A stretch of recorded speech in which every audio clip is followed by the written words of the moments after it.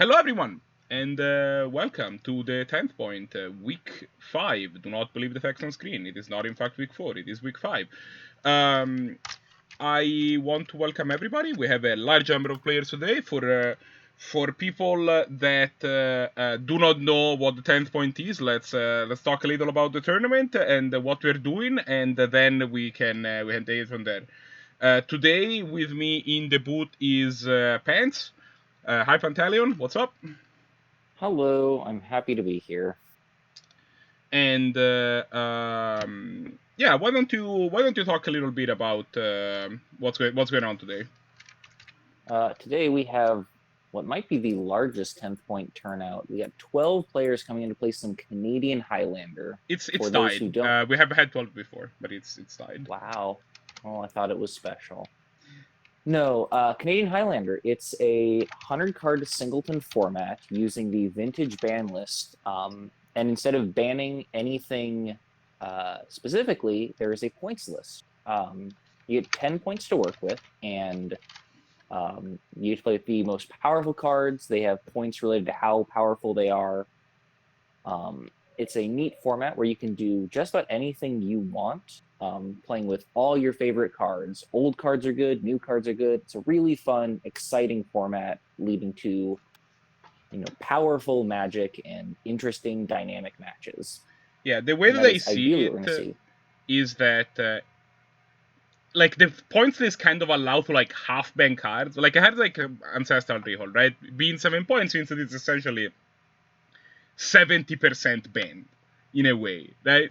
So like it kind of gives you a lot of freedom to fine tune what you want your ban list to be, instead of just setting your numbers to 0 or 1, which means you have a lot of knobs to make sure that your format is as tuned for freedom of play as much as possible, which ends up being really sweet. Yeah, and we have a fairly diverse set of decks this week. Aggro, combo, control, like tempo, they're all represented here, so there should be a lot of variety in the matches that we see. Yeah, no, it's gonna be pretty sweet. We're gonna see if Arakasi manages to bring this one home again. So, sorry. For people that are watching but do not know what this is and do not know how to sign up, we are. I'm about to post the Discord link in chat. There you go. There's a. There you can point ! Discord, and that's gonna post a link to the Discord. The Discord is awesome. There's a bunch of very friendly people. Also, that's where usually the announcements go. Later today, probably as soon as I have, in between like round 1 or whatever, I'll probably post the poll for next week as well, so that if you don't want to go through the Discord, you can post your sign up. I mean, we still need you to be on Discord by the end, but like if you want to like just sign up for the next tournament by the end of today, you can. I haven't that ready yet, but it will be ready in a little bit. So let's what are we waiting for? Let's go watch some powerful magic. We are waiting for pairings to be posted. Awesome. What is, I guess the other thing is that because we have 12 people, technically we could be doing 4 rounds if we wanted to. I don't know if that's like something that like our players are interested in doing. We can probably figure it out at the end of round 3, but if we can probably figure that out. Yeah, if people want to tell me how they think of, like what they think about possibly for about the 4th round, then if there isn't like a whole lot, if a lot of people are not into it, we can figure that out at that point. But either way, so it sounds like pairings are about to be ready. How about we get this ball rolling?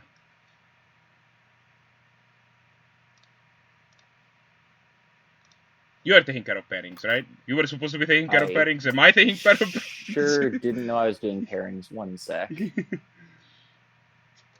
Can you send me the link for the pairing Oh, site? for the website. Sorry, Fine. no, So yeah, I can take care of it. It's fine. It's just Okay. I okay. messaged you the Entertain list. chat while I do.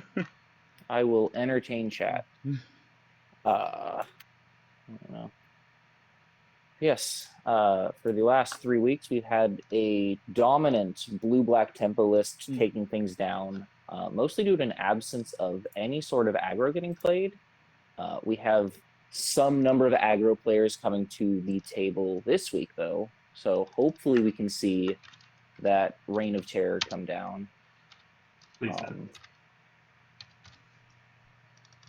That's the hope, at least. Well, I don't want to spoil anything. An aggro death. How would you describe death and tax? I mean, I have been on the bandwagon. I've been of the theory that if you accept that the prison is a type of control, you also have to accept that death and taxes is a type of tempo. But also, I think I'm the only person in the universe that says that thinks that. I mean, like, death and tax is its own special beast. It's like an off-tempo, off-aggro thing. Well, I think what it does is it sort of makes your opponent play off tempo, right? Yeah. The idea. So I could see calling it a sort of like tempo aggro death, like some sort of hybrid. Yeah, you are kind of trying to put your opponent off tempo with things like your Thalias and your imposing sovereigns and force them to play turn behind or whatever, as then your other cards restrict their mana and try to push them back further. So Yeah. an element of Whereas playing classic tempo game. uses weak counter spells, like I put weak in quotes here, like Force Spike.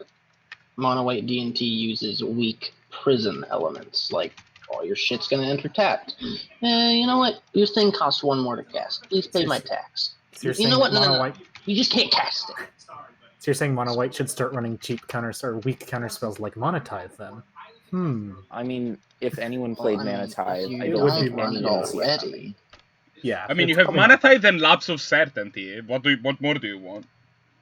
Hey, you get to play Memory Lapse and D&T Force occupies Spike. a lot Yeah, of there you different go. areas depending on the list, but I think it's usually fine to say it's some form of like prison tempo, because you're not full prison, obviously, or else you wouldn't have that many creatures, because that wouldn't work very well for you. But most of your I'm taking the tempo effects, most of your I'm disrupting their effects are like little 10% of actual prison cards. You're just like, you know what? You don't get to play Magic properly, but I'm not actually stopping you from doing it. I'm just kind of making it annoying to do. It'll resolve, though. Tapped. And with that, pairings are I cannot talk. Pairings are up. Pants, you have had some time to figure out what the decks were. I haven't had a whole lot of time to look at the list. What should the feature match be? What should the feature match be? Oh my god. Let's do Reiyu v Luca.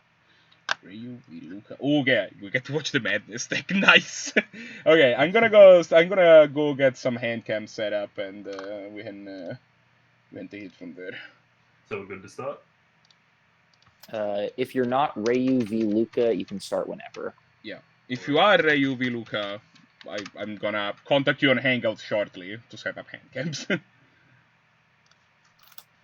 Woo, I get to face the madness deck. This will be fun.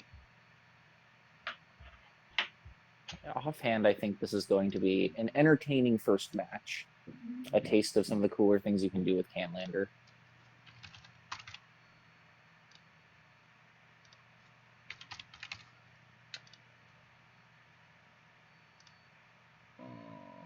Call this guy and call this guy.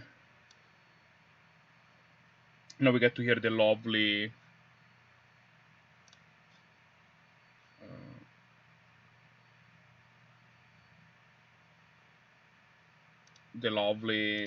connection sound from or apparently we don't. We apparently, I think that, oh, what?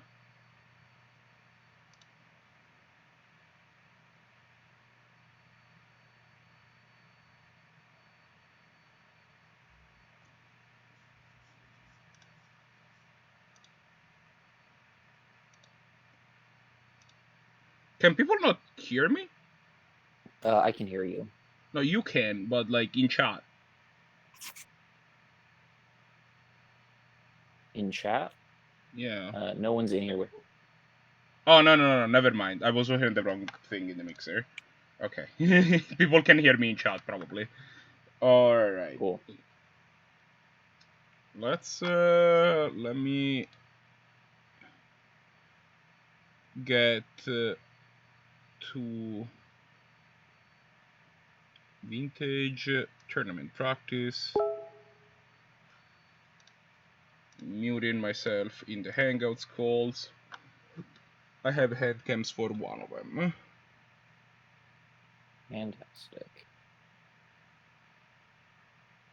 And it was Reiyu and who else?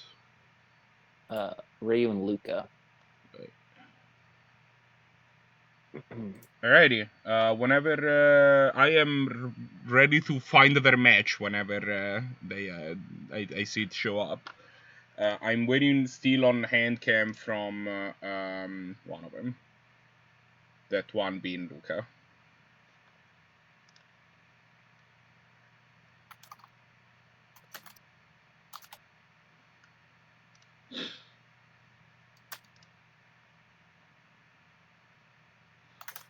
Okay, thanks not this guy for confirming. We have had some audio issues in the past, and I wanted to make sure that. Oh, that is the nice hangout sound. Somebody is calling me on Hangouts. Oh. We're somehow calling each other, I guess? What's happening?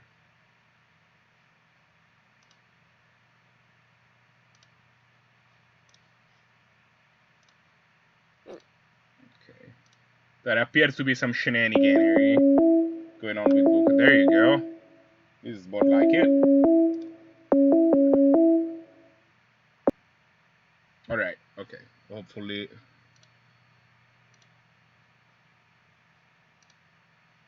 Alright, now I'm muted on the thing. And I have hand cams for both of them, so let's head. Okay, as soon as they start the match, I will head over to the other view.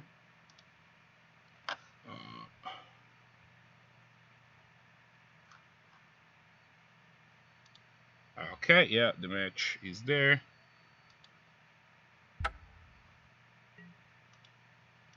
And let me also remove the sound from MTGO, and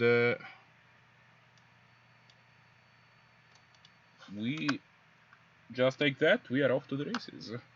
I'm gonna get the hand cams going, fix the information on screen and the sound, but outside of that, we should be good to go.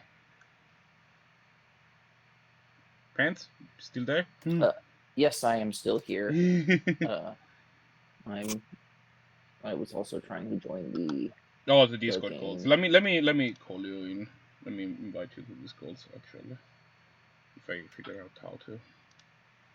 Okay, let me set the hand cams up and then I'll figure that out. Let me get the stream going and then I'll get you going. For sure. So yes, we are looking at player Dark 293. So that's Reiyu. Medium. That's Reiyu on medium Golgari versus Luca on the Madness mid-range deck.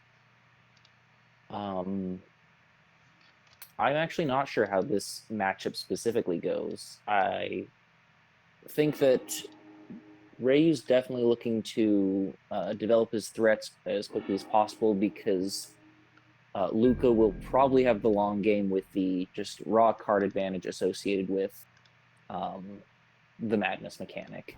You don't see two-color medium lists too often. Why is that? So medium decks tend to want to leverage the powerful fast mana like Mana Crypt, Soul Ring, Ancient Tomb to get out powerful 3 to 4 drops as early as possible. They do that by getting cards with like one colored pip, And inherently with two-color decks, your powerful multicolor threats will automatically have double pips, so they are a little less... they play a little less nicely with things like Mana Crypt. That said, they're still very powerful things, and like a turn 2 Nullhide Ferox still closes out a game as well as anything. Alright, I invited you to the Hangouts call so you can see the hands without delay. Cool. And yeah, we've got a powerful opening from Luca. Survival of the Fittest is probably one of his best cards, given that it lets him loop powerful creatures with a madness cost to generate the card advantage he's going to need to close out the game.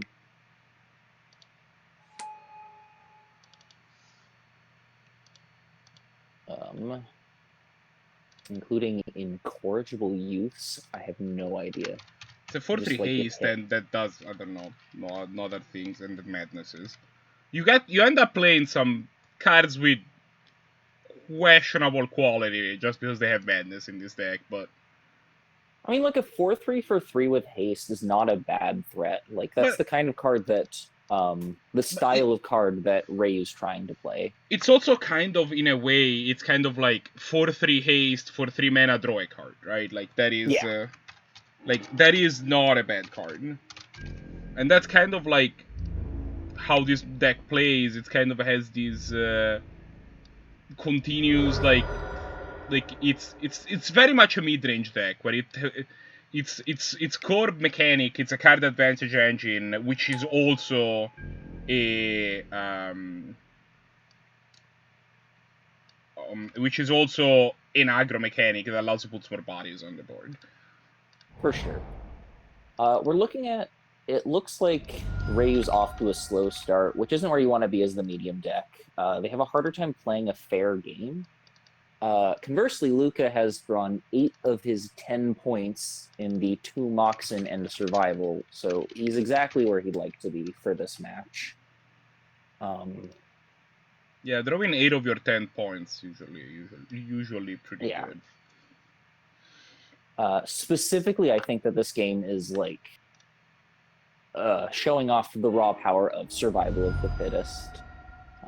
I don't know if Luke is going to need to do too many fancy lines with it. I think that just getting out these powerful hitters through a medium deck that's having trouble developing its threats is going to be enough to probably seal this. Though there's a lot of Magic left to be played. Reiyu has some powerful cards that can easily get out of hand. What are we looking at?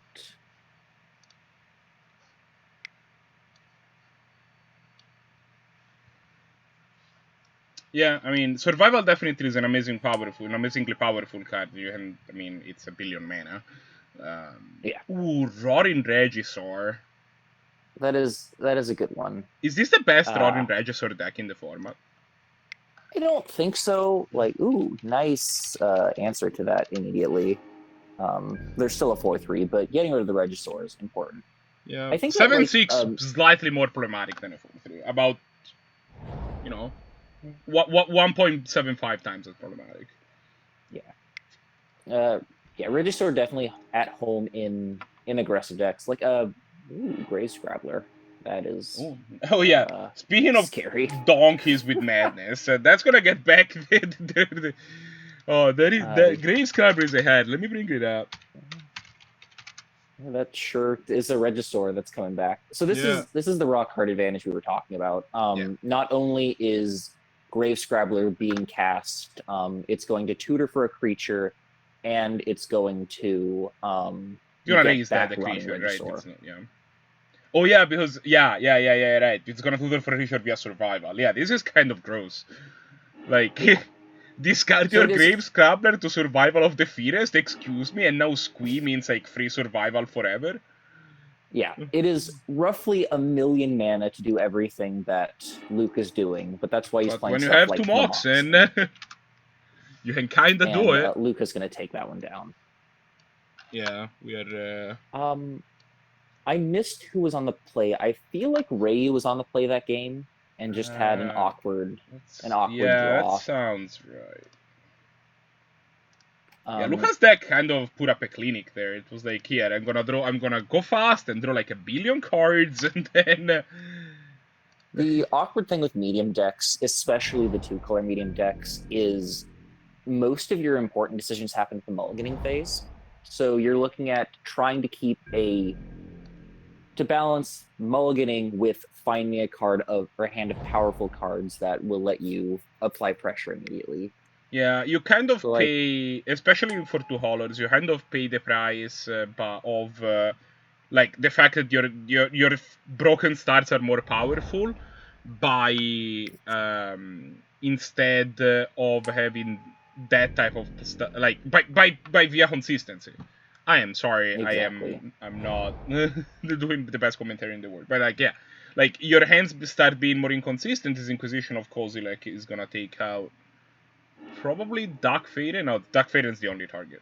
Gravescarb is 4 mana. Neheb. No, Gravescarb is only 2. I don't know. Neheb is 4. Neheb is 4. I think. That much I know. I'm trying to... Regardless, Dark Faden's a really good pickup. The discard outlets are what Luke is going to be looking for with the Madness. One thing that makes Madness a little less powerful in Canadian Highlander is your powerful discard outlets are limited to 1 each. So Survival of the Fittest was amazing game 1, but if he never sees Survival, it's going to be difficult to find a good way to discard Smuggler's Copter is certainly not a bad one to discard cards to either. Ooh. Yeah, Smuggler's Copter is going to help a lot.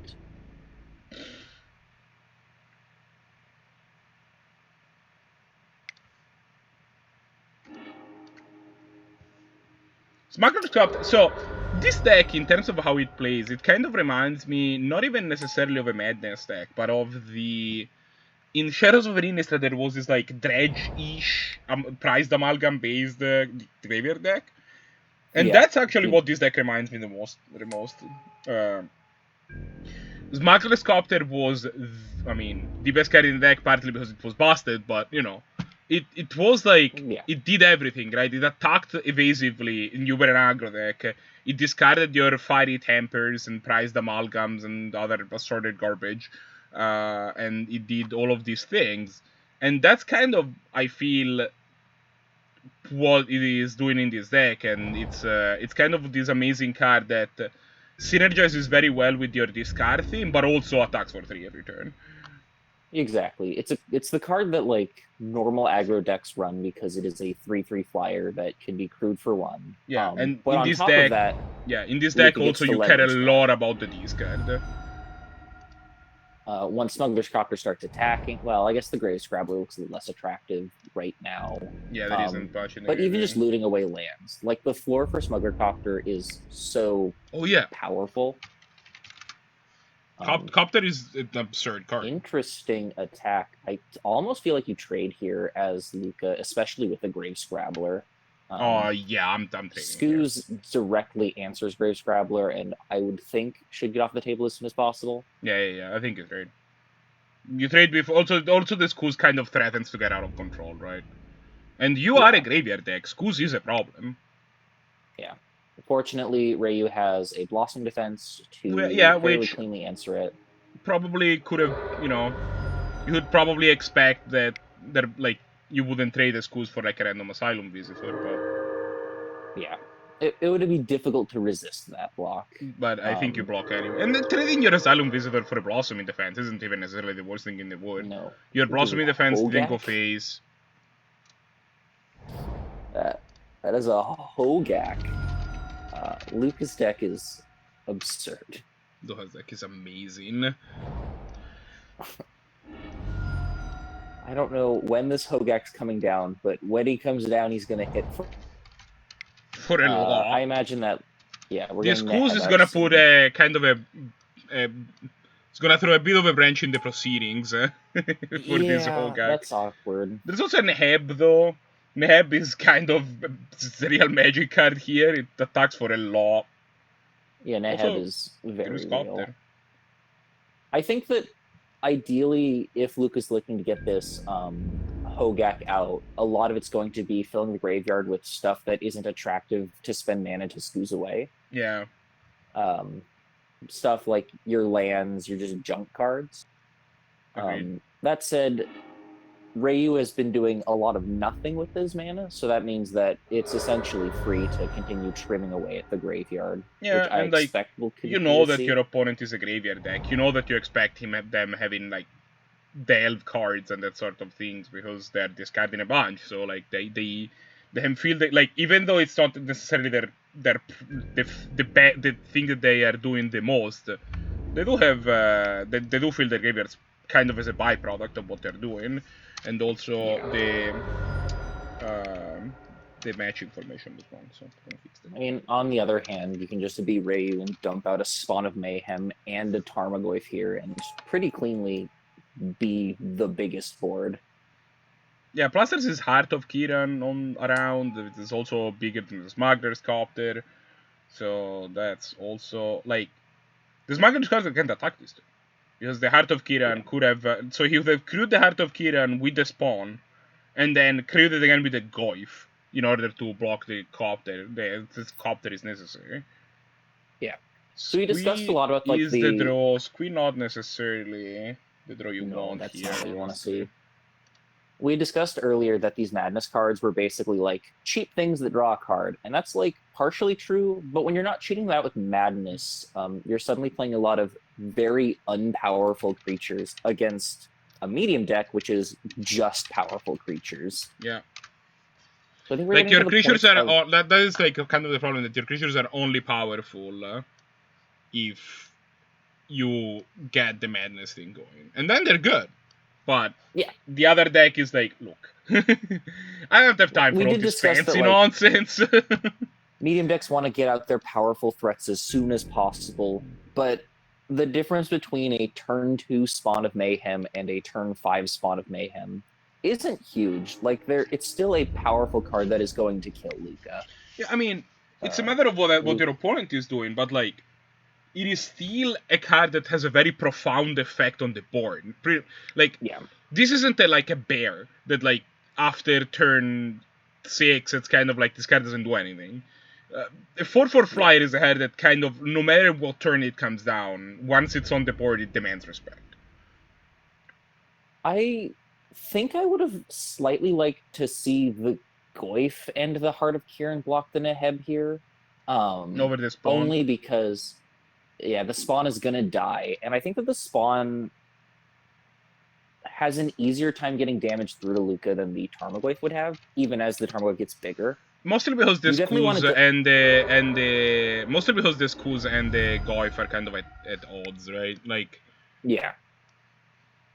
And the Spawn has flying, which, like, you can still play the Heart of Kiran. I think that they're both defensible plays. I just think the Spawn pinging Luca for 1 every turn and eventually growing is a little... might edge that out. Oh, Rancor. Well, that just makes the Goyf better, so... yep. What do I know? I thought for a second that you say Rancor, and I was like, wait, what? But then, no. No. I mean, I hope that there's a Rancor in this list. I can definitely check that. There might be a Rancor in both lists, actually. Oh, okay. Let's see. Luca, Reiyu. Come on, show me Rankle. I can't look it up. I hate. It's not doing great for Luca here. Not gonna lie. No, Luca's having a difficult one. But that's okay because that means we get to see a game 3, and game 3s are exciting. Yeah. I just realized right now that Voldaren Pariah and the art for Voldaren Pariah, like, she has 3 arms. Yeah, that makes sense. That was Eldritch Moon. Yeah. Amazing. They just didn't notice up until this point. It's like, oh. And there's the right arm, and there's the left arm, and there's the other left arm. Ooh, you never want to be casting your Squee Goblin Nabob. 1 mana 3/3, not the best Magic card to ever exist. So you say 1 mana 3/3? Sorry, 3 mana 1/1. You know, 3/1 is kind of the same number. It's fine. This is basically the same thing. All right, can I see now?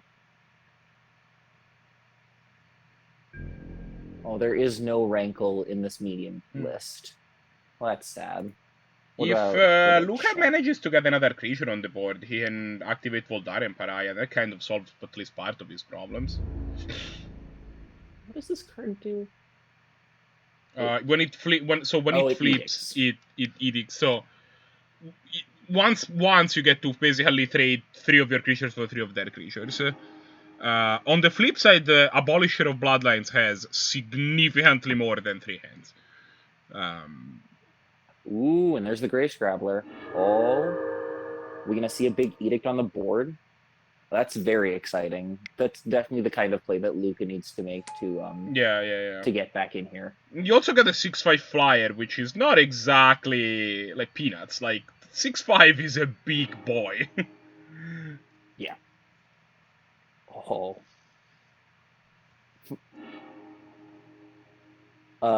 Yeah. Actually, You were saying is that- Luca turning this back? His hand is Yeah, now so- like a Hogak and a Just a Wind, and he has a 6/5 on the play against just a lone Rancor. Yeah, so we're looking at Beautiful. green-black has these very large creatures, but not a lot of them have haste, which is what helps edge out the medium red deck, playing its giant dragons and killing people. Yeah, whereas like medium Um, green is just that the creatures are just ridiculously big. I No, have Abolisher of no Bloodlines is idea. not legendary, so Caracas Yeah, doesn't it's- quite do it here. And You have a lot of Reiyu's on a turn clock. This Just a Wind is going to be is going to probably bounce any blocker that can be there, and wow, I think Luha's about to take this home. Yeah, this was... That Abolisher was What an huge. upset. And I guess we can also talk to MVP Smuggler's Copter. Copter gave the discard for that 3rd creature, which is just going back to what we were saying, of like that powerful card. Yeah. Copter is absurd. There isn't much to say about it. Copter making Abolisher of Bloodlines look like a card that could see play. Hey, I played that card in Standard in the same deck I was talking about before. That's Stan. When you sacrifice your Haunted Dead and what's his name, the 3/2 that comes back from the graveyard, Scrapyard Scrounger, I think it's called. Yeah. You feel pretty good. Oh, that Scrap match! heap, That match was sweet. This was pretty sweet. Let's see if there's any other match going on. Fantastic.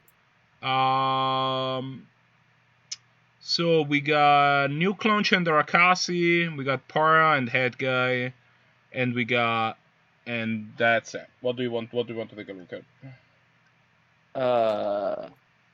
Goodness.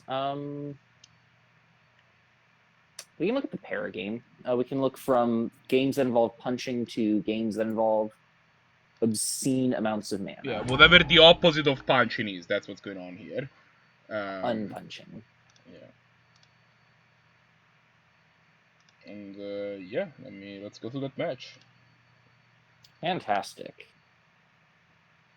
So HatGuy is on Mavericks? Oh, HatGuy's on Bant Blink. Or Bant Walk-Pod, I want to say it's called. Walk-Pod. I think... Let me double check that. That's what he named it, but I don't know if I was actually looking. Do you have a Birth of Pod? Yeah, Bant Walk-Pod. So Bant Walk-Pod versus Academy. Both decks are trying to obtain infinite something. For HatGuy, infinite turns. For Para, infinite mana. But HatGuy will get to play a value-oriented attacking game if he needs to. I mean, HatGuy can get infinite turns, but I'm assuming he can also get infinite Pastor Mites of some sort, right? Yeah, that makes sense. I guess. Like, I don't know, but like, I'm assuming there's Are some you- sort of Kiki-Jiki nonsense going on, if I had to guess. No, there's no Kiki. This is just straight Bant.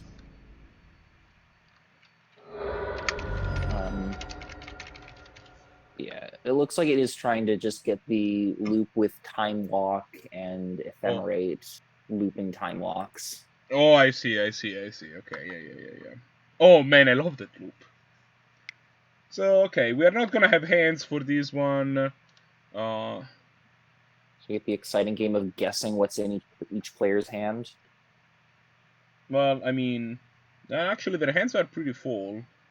Para's fabricating for something. Might be Academy. Academy would be a powerful card if... Oh, Expedition Map. I was thinking Paradox Engine for the Fabricate, but Expedition Map for Academy is also pretty good. Yeah.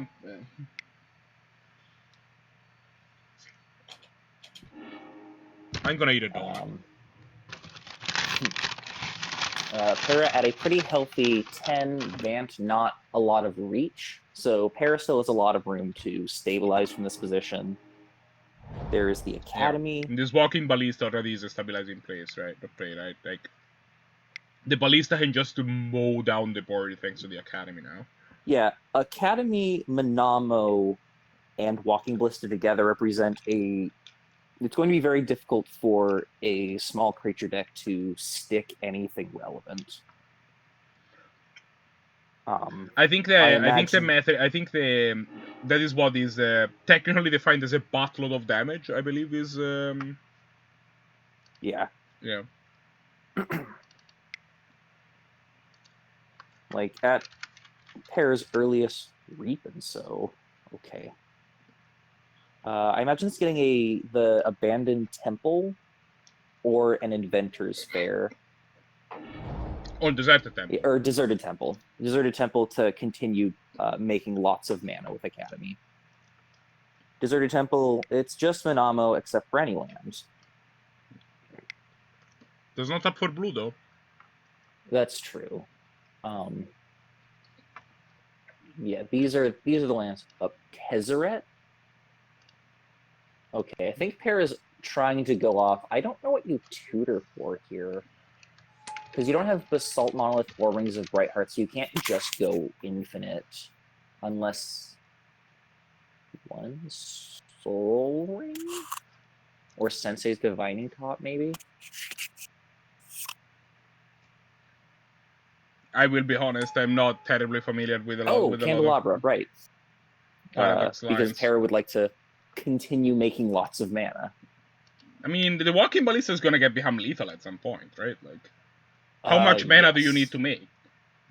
The answer is 34. No, sorry. 17?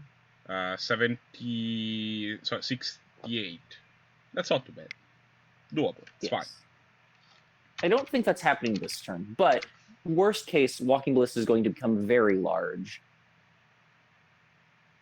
Or like maybe Paracan. I have no idea the upper limit for an Academy deck once it started going. Yeah, once it starts going off, this deck can kind of do whatever it wants.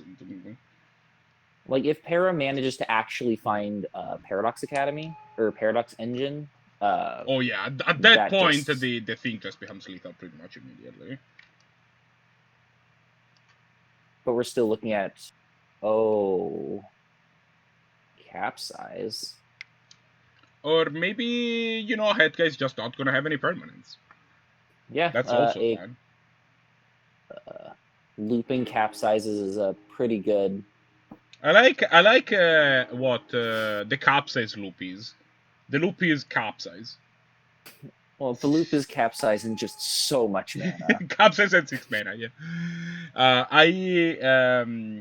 Yes, so Capsize this is a card that is... for reasons unbeknownst to mankind, pauper legal. That somebody at some point thought that was like a card that was okay to print at common in Tempest block. Okay. I mean, I guess it would never be printed at common at modern designs. That'd just be miserable because games go long. But yeah, no. When they did Tempest Remastered, they reprinted it at uncommon, for which it's probably what it should have been in the first place. Yeah, you look at your 6 mana, that's just too much mana. No one's going to be able to loop this. But even a fair Capsize at 6 once a turn really crushes your opponent's ability to interact. You know what else is pauper legal? Tronland. Drawnlance. I was gonna say Pestilence, the other bizarrely common card. Yeah, no, but like that's actually Capsis is not an uncommon finisher in Tron decks. Tron decks in Pauper are kinda sweet. Instead of like trying to just jam some 7-drop idiots, they're a lot more spell based and they play a lot more like control decks. Like Tron is kind of like the Pauper control deck these days, and there's like a few variants, but like you will hear no bad words against Pestilence. But like, so a common finisher is you just, for example, you can Capsis lock your opponent, or you just go over the top with like, is there an Urza? Yeah, so Para's going off. We were talking about like what could Para do. This is what Para could do. Off. Capsize in itself was basically a win condition with this much mana because HatGuy loses the ability to play, and then Para kills at their leisure. I think that this is styling at this point, or looking for a way to end the game faster, maybe. Why is this Inside's Divine? Oh, because this is a copy of Inside's Divine in top place. Yeah. A copy is like a Metamorph? Yeah, Metamorph. Oh, because HatGuy had activated Aether Vial. Right. So yes, now HatGuy doesn't get to play creatures with like less than 7 toughness, or they just die, and will have 1 turn with 4 lands before they stop having lands as well. I don't know what the draw is here. I guess going infinite with if you manage to somehow stitch together like 3 or 4 turns from this position, that's probably pretty good. Like Time Walk, play your land, play your Eternal Witness, get back Time Walk, cast Time Walk, find your like way to flicker Eternal Witness to keep looping Time Walks. Like HatGuy's not just out of it with 7 cards in hand. He's got 1 turn. 1 land in the graveyard, so the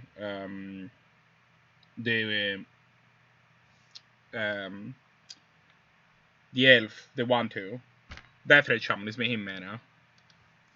Oh yeah. There is exactly 1. So there's only 1 Verdant Catacombs. It's the only land in the graveyard.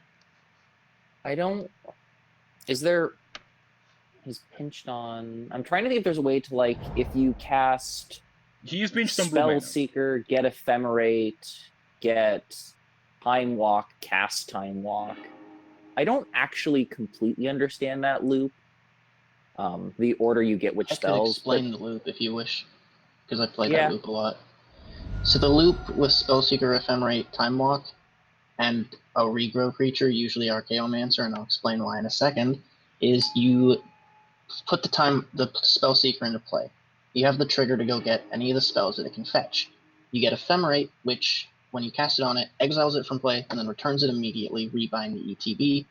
And because Ephemerate has rebound, it goes to exile because you cast it from hand, ready to cast again on your next upkeep. With the new trigger, you get the Time Walk and take your extra turn. You untap, your upkeep happens, Ephemerate lets you cast it on the Spellseeker again. Because Ephemerate was not cast from hand, and because this is how rebound spells work, it will resolve and go to the graveyard. The new ETB is going to get, typically in the easiest sense, Neoform, which is why Archaeomancer is a common way to do it, because then you go to your main phase, Neoform the Spellseeker into a 4-drop, in this case Archaeomancer. On ETB, it regrows the Ephemerate from your graveyard to your hand. You use the Ephemerate to flicker, regrow the Time Walk, cast the Time Walk. On your next upkeep, you will Ephemerate your Archaeomancer, and when the trigger is on the stack, the spell will have resolved, so Ephemerate is in the graveyard again. So you return Ephemerate again, and then you'll use the Ephemerate to flicker it, get the Time Walk, cast the Time Walk, untap, and you will do that over and over again for infinite turns. The only question I have because of the way rebound spells work, you can just continuously rebuy both, and as long as you have the mana to do it, and nothing, there's no scavenging who's sitting there staring at your graveyard like, I'm gonna munch. You're kind of stacking thing in such a way that you're getting 2 Ephemerates every turn, and that means your Archaeomancer is free to regrow both Ephemerate and Time Walk every turn. It just takes a little bit of timing to make sure that your Ephemerate is in the graveyard when you need to rebuy it, but that's not too hard. So how much mana do you need? How much mana do you need to start the loop? Assuming you're hard casting Spellseeker, you would need like 6 total mana, 2 blue and 1 white. That's what If I wanted to you check on. sheet a Seeker into, because the Ephemerate and the Time Walk part is going to cost you 3 mana, and unless you have some weird stuff like a Baral going on, you can't really reduce that. The 7 Mind Sensor is a bit late to the party. Yeah. It would have been great last turn. Also, while the explanation was happening, we saw the Reveillard come in, get back, Mind Sensor, and Night of Autumn. Night of Autumn shattered the Candelabra, which is valid. I am curious if maybe the Walking Ballista was a better target, because the difference between 6 untaps and 3 untaps on the Academy is a little academic. Like, it's still gonna be a stupid amount of mana pretty much no matter what. Yeah, that's fair. Yeah, and Walking Ballista is a visible way to use that mana, although there is an Urza that Urza also is going to... Like, Urza is also kind of a problem. I believe we're going to see this mode down, and then this giant construct and Walking Ballista are going to come through and kill HatGuy. I'm curious if this is game 3, given that we're playing it out right now. Is there a way to figure it out? Panth mentioned in the tournament discussion that this is currently game 2 and they are up 1. They also said to check their exile from diminishing return. Oh, hello. Okay, so yeah, looks like... their exile is Memory Jar, Stroke of Genius, Hidron Archive, Great Furnace, Paradox Engine was diminishingly returned. If we were wondering why they didn't tutor for Paradox Engine, it was because they couldn't. Neat. Yes, and for anyone who doesn't know what diminishing returns is, it is a 4-mana wheel, so you discard your hand and draw 7, but before you draw the 7, or after, I can't remember which, you exile the top 10 cards of your library. Before you draw. Okay, yeah. And that was the last... called diminishing. That was the last match. Alright. So, I was pinged with all of these scores, but can you see them, Red Mage? I assume I can. Can you just... Why don't you just tell them to me, and then that's gonna also let our viewers know exactly what's going on. Yeah. So Croc won 2-0 over TasteTheBeams. Mink won 2-0 over RarerMonsters. Para won 2-0 over HatGuy. Nukelaunch won 2-1 over Arakasi. So Arakasi has lost the game. Arakasi has finally lost the match. Okay. Reiyu was that was the Fisher match, and Luca won it 2-0 with that amazing comeback. What about Pipesman and Blast Shark? And Luca 2-0. Pipeman 2-1 over Blast Shark. Luca 2-0 over Reiyu. I have also written that down. Alrighty. Wow. I have paddings for round 2 ready to go. Let me just topsy-turvy. Pause them, and I'm gonna pause them, and then we're gonna figure out what the Fisher match is gonna be. Alright, I kept it one lander and got wastelanded. I'm very sad. The evil is defeated. It's appropriate that I went out by my own greed. We've seen Luca. Oh, sorry. Yeah. No, I mean, we have 3 matches in the top bracket, right? We have Croc versus Luca, Pipesman versus Para, and Mink versus Nuke. I'm kind of inclined to watch Mink versus Nuke because they're both new players. That's exactly what I was going to say. We've seen Luca and we've seen Para. So let's see these 2 other decks. All right.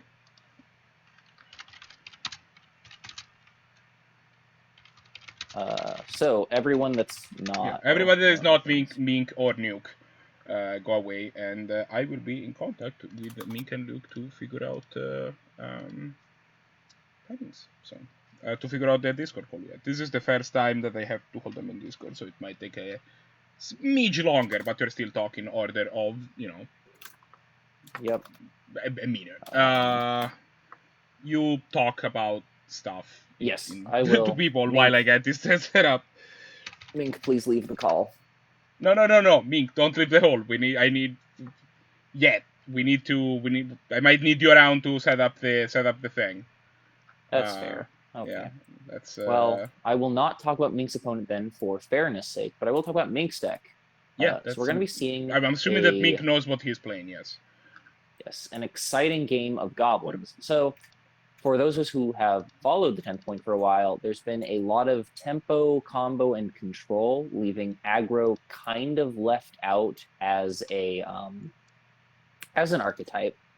Mink is bringing a beautiful Goblins deck. It is black-red Goblins, which is one of the 3 valid ways to build the deck.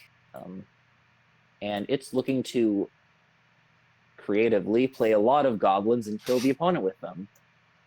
This deck looks like it does not have the infinite elements that would come with a Jund deck playing Grumgully.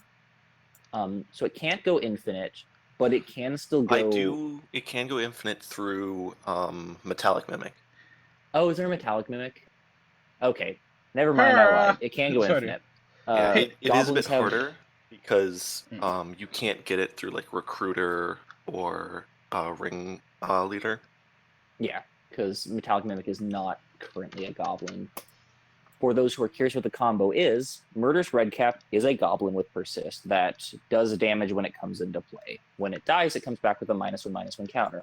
Metallic Mimic says all Goblins come into play with a +1/+1 counter. So -1/-1 counters and +1/+1 counters annihilate each other, I think is the actual rules text, when they're both on the same creature. I believe So it's ceased to exist, but I swear I read annihilate somewhere. Anyway, they both go away, so the red cap now has no counters on it and can be sacrificed again. Goblins, as a tribe, has a billion different ways to sacrifice your goblins for value. So you get any sack outlet into play, Murderous Redcap and Metallic Mimic, and you can do infinite damage, as well as infinite of whatever the sack outlet was doing. Which is really cool. Goblins have a lot more flexibility than they look as a tribe. You will see things that just do lots of damage very quickly, but there is a late game it is playing to. This list is affectionately called Goblin Boon for a spicy inclusion of Withering Boon. I believe the reason the deck was built was to play Withering Boon. For those who are curious, Withering Boon is a mono black essence scatter that costs you 3 life. Which no one expects coming out of the Rakdos deck. Alright, let me mute myself in the calls. And hopefully we get the screen sharing soon.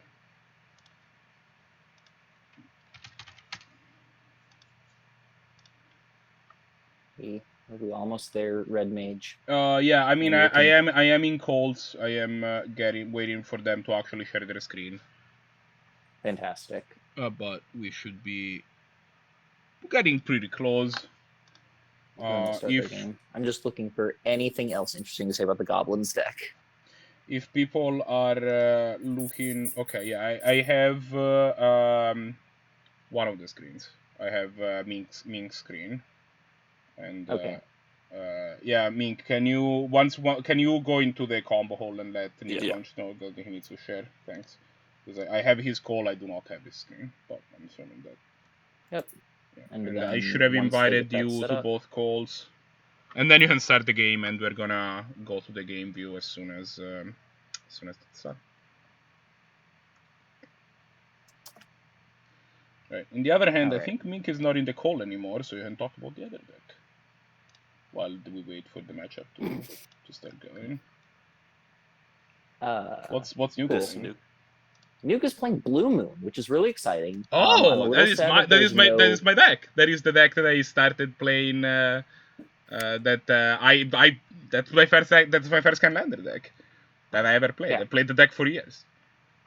It's not blue-white, which is my main deck of choice, but welcome to the control booth. It is a control deck, and I'm excited about that. Looks like you do have a game up. Yes, we do. I still do not have Nuke's hand. Oh no, somebody else joined the match. Oh. I thought it wasn't real. Okay, we'll get out Yeah. of that. Where is this? Who was Mink playing against again? Nukelaunch? Nukelaunch, yeah.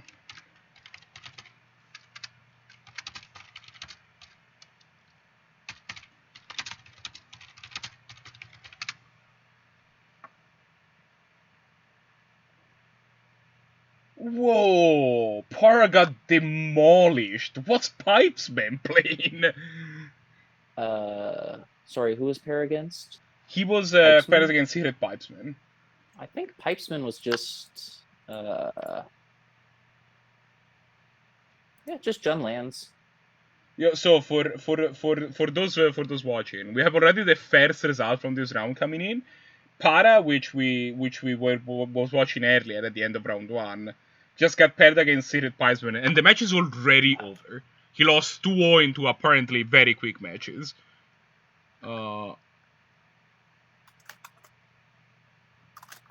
I cannot. Yeah, we can see both of them now. Oh. Yeah, it was absolutely brutal. Game 1, I mulled to 4. I kept an artifact land, a fetch land, Galarian Academy, and Time Twister, going for a quick Twister to reset. And I got turn 2 hymned, hitting Academy and Twister. And like just lost from there. If you hit one or the other, I'd probably be fine. And then game 3, I kept a 2-lander with Brainstorm and Twister, and I didn't hit a 3rd land, and they set up a quick Merit Ledge. I did have Capsize in hand. If I'd hit a 3rd land that turn, I would have been okay, but I missed on that too, so I was just Alrighty, we are off to the races. Let me go to the... Yeah. Also, the And by mysterious yeah, voice in here. I mean, not quite yeah yet, but about to be yeah. Okay, and for those who are tuning in, our mysterious voice is Para, who was the Academy player last round. Awesome. Anyway, Right, so I'm gonna yes, get we're watching a hand game cams of set up Goblins real- versus Blue Moon. Oh, this The does not dynamic- feel good for the Blue Moon set. Well, so Goblin's going to try to go fast, and Blue Moon is going to try to stop it. Blue Moon has, I think, a lot of tools to sweep the board, and that interaction is going to be very important. Well, it would be depends. my Like, read I on feel a lot of time in Blue Moon, I'm not even playing a lot of cards. You're not playing stuff like, I don't know, Anger of the Gods? I'm always playing Sweltering Suns. Anger of the Gods is a little bit more of a like sometimes it depends. It's meta dependent. Sometimes it's in, sometimes it's not. It's in more often than not. But yeah, Mink going fast to start with a Goblin Recruiter. That's scary. Oops. I don't know if Blue Moon has any way to force a shuffle. No.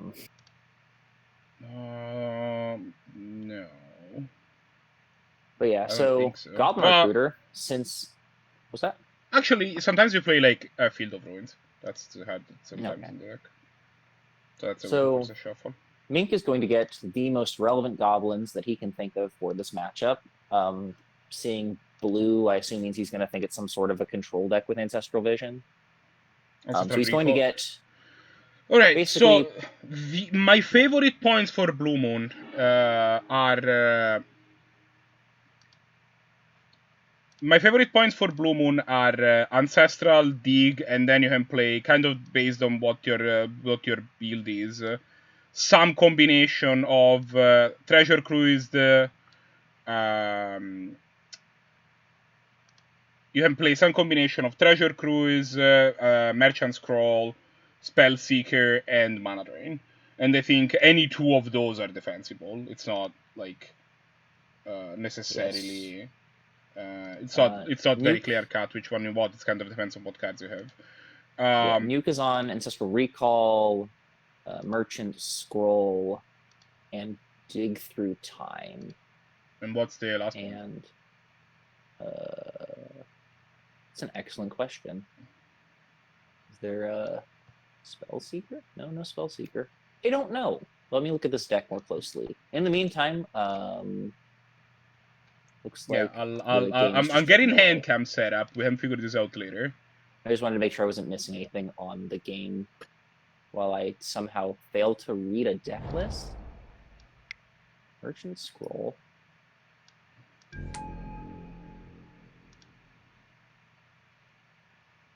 Yeah, I don't see a Is he playing Mana Drain maybe? Yes, okay, Mana Drain. I missed the Mana Drain. Okay, that's the last point. That is in the the meantime- commonly missed last point. Yeah. So, Pyromancer is, I think, fairly good for Nuke. That's going to represent a lot of chump blockers. Yeah, a lot of chomps and like trades even sometimes. Unfortunately, if Mink plays anything that gives his Goblins Mountain Walk, playing blue-red is suddenly a very scary proposition for Nuke. Yeah, but removing a single creature shouldn't be too hard for a blue. Yeah. The deck does We're play. seeing a Okay, board die. Kozilek's Return So is this is- not a card I am very frequently playing in Blue Moon. Yeah. This Fire is pretty good. Fire represents a decent amount. Like, Fire is gonna be almost certainly a 2-for-1 against this card. Yeah. And GD Freddy, we will get the names fixed in a moment. Yeah. Give me a second. I was working on the hands. In the meantime, like hand this stick is a precedence. really good start from the Blue Moon player. Fire, Ice, Flame Slash, Kozilek's Return, all are very real cards in this Yeah, matchup. Kozilek's Return is not a card I've ever even think of putting in my Blue Moon deck, honestly. Then again, my meta can be a little dirtly. It's not the most aggressive thing ever, so I'm not playing as many Wraths as... It does answer Auriok Champion. Yeah, You it's can definitely colorless. Pyroclasm it. That's pretty spicy. As Kozilek's Return is colorless, even though it costs red mana. It's mostly that it's an instant. That I feel is It's an instant? Yeah, it's an This instant. card is so weird. That is the There's main reason that I feel makes it worthwhile over some other 3-mana Wraths. Yeah. There's the Namesake Blood Moon. Not at its best against the... No, but it still Red, probably locks them out black of black deck. mana. They still can cast the Judith through it. Did Nuke attack with the Pyromancer? I guess it didn't look scary, but this lackey hit is going to be a lot. I mean, the Lucky's not gonna hit. That's the plan. Oh, the right, Lucky's gonna there's get a fire. Okay. I was concerned for the sake of the Blue Moon player. Goblin Lackey is a really good way to get around the counter magic that the blue decks will play, and to cheat on mana. Yeah, I think this fight is gonna tag the Blue Moon player is not gonna lose any life here. The fight is gonna tag the 2/2/1s, and the ringleader is gonna get chomped, if I had to guess. That's what I would do, at least. That's pretty good. Yeah, not bad. Yeah. That is a very solid start. Blue Moon doing Blue Moon things, everything that they want to be doing. Goblins, you can never count them out. They can have very explosive draws. Although, I'm not a super proficient aggro player, so I don't know what Mink is looking to see, other than more haste enablers. Is the stream looking fine? I think we disconnected for a second, but you should be back now. I briefly lost connection with the screen.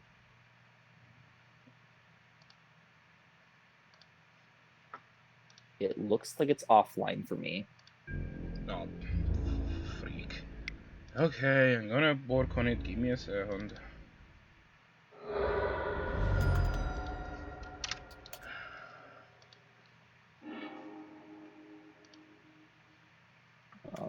No, new notification if you say on stream is gonna attempting to reconnect. Based on these notifications, if I had to guess, it's gonna fix itself in a minute or so. Oh, but stream went back up on my there end. you go. Cool, we're back. Judith is cool, but Judith is also getting countered. Yeah, which is sad. Judith is too cool for resolving. Yeah, Judith would be really good on this board if she resolved, because that turns all the creatures into threats to attack with. That isn't what happened. Okay. Yeah, Mink, I believe, is starting to miss the window to really like punish the slowness inherent with the blue-based control decks. given that Nuke is going to hold a Counterspell, Cryptic, and Mystic Confluence for the rest of the game. Yeah, at this point, this is... And Kozilek's return. Because, again, and like, somehow I return for his health. What an instigator card that is never gonna connect. It's never gonna connect. We'll see exactly how it is not going to connect. Yeah, I don't think that Krenko is gonna be. Well, I mean, Krenko probably gets. I think that. I mean, I think that Krenko is enough to get the Kozilek's return cast. Yeah, which means that the Pyromancer is gonna go away too. So. Yeah. Well, it is awkward from Nuke's perspective because there is still a Mutavault there. So even if he could do is actually cast Cryptic Command, tap, bounce the Pyromancer, and then on your turn, Kozilek's return. That is spicy. And this is a tapped out Goblins deck, so it doesn't have a lot of... Ooh, getting a Mountain, that's interesting. Oh, because there's an Arid Mesa. I feel like he really would have won... Wait, does Nuke have the other blue source in hand? Yeah, he has a prismatic blue source in hand. Did not go for that line though. Yeah, Nuke might just like not need it. If Nuke doesn't think that these goblins could ever connect, he might not be inclined to Kozilek's return. Freddy, he could even... I probably not even get a Stop it. I'm assuming that he would have gotten what's his name? Oh yeah, I guess that's a wasteland in play. That's fair. Also, I heard some voices. I don't know if somebody did mute themselves in the call. Yeah, the Mink did not mute himself. Yeah, no, that's fair. That's fair. It depends if you really needed to have Cryptic Command that turn. He decided that he didn't, which is defensible.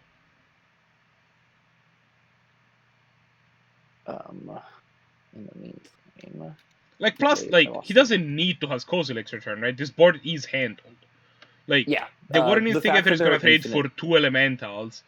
The Scarecrow Specter trades for 1 elemental.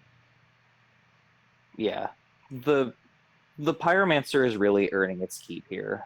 It's like single-handedly preventing just so much damage. It's honestly why you play. And like this Munitions Expert. Probably the counter Main phase means that I think Nuke could probably pretty safely counter it with a counter spell. Yep. Well, that's actually kind of scary. Nah, I mean for you have to counter it. Yeah, like so much of your gameplay hinges on this young PZ. Yeah, I'm just concerned if like a Goblin King comes down next, but that just hits for like you 8 take a or hit 6. Yeah, I mean it's not great. I mean if a Goblin King comes down now, it only hits for 4, and then it gets wrathed, right? Yeah, that's fine. It's not that scary. Goblin Chieftain, a little less exciting. Yeah. Instigator probably at least gets. It doesn't give your goblins evasion, which is the. Doesn't give trample. That's awkward. No, it's only haste. I mean, +1/+1. Haste is a good ability for your goblins, right? But here it's just gonna trade for some elementals. Ooh. Huh? Nuke interested in getting that Instigator off the table. Interesting. Yeah, I guess you do that. It does trade for every single elemental that Nuke has, but yeah, I think I would have probably. To be honest, I think I would have chumped. Like I think I would have killed. I would have chumped the Instigator and killed the traded for the Chieftain, but because the Chieftain like also makes the Mutavault more scary. You still get one thing off of the board, but you are left with 1 elemental. Yeah, I think that Nuke is not particularly interested in playing the Kozilek's return, so trading things off to get creatures off the board probably is the reasoning behind that. Rabble Master is 100% gonna eat this Mystic Confluence. I would be shocked if it didn't. Yeah, the Confluence or the Cryptic. Cryptic is not in hand anymore.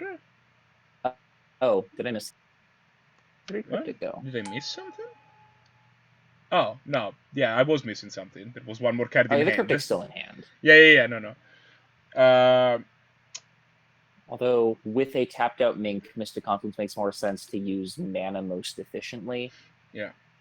Like, just counter, Bounce. 2 cards. Oh, wait, sorry, Grenzo came down.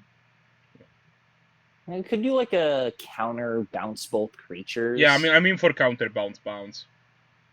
That buys you so much time. Alternatively, counter bounce draw. Yeah. Counter bounce the chieftain, draw a card. Yeah, bounce the chieftain means that the Grenzo Grenzo can't attack anyway, so... Yep, that line, what I mentioned. Yeah, I like that. I like that a lot.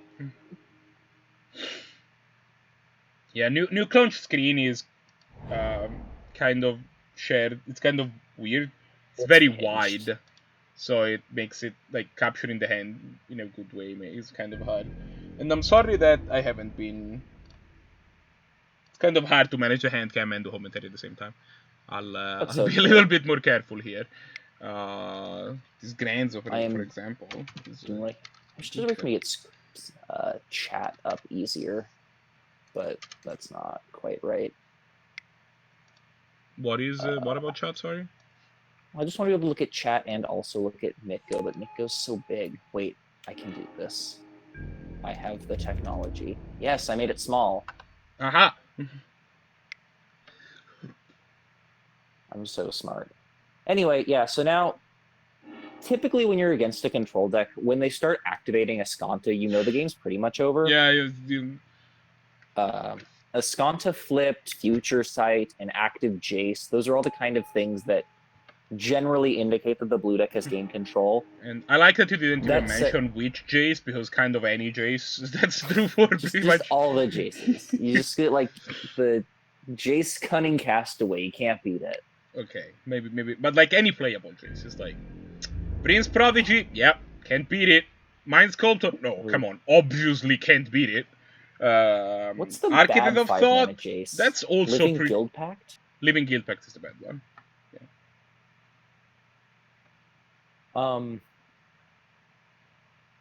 I am trying to think of what else Mink could have here. It's difficult. Like, the other thing that's awkward here is against a lot of control decks, a Price of Progress is a good way to close out the game. But given that Nuke is on a heavily basics-oriented control deck, that's also not much of an out. Is this Ral gonna come down? If this Ral comes down, this game is... I mean, this game has been kind of overish for a while, but... Ooh, Ancestral Recall?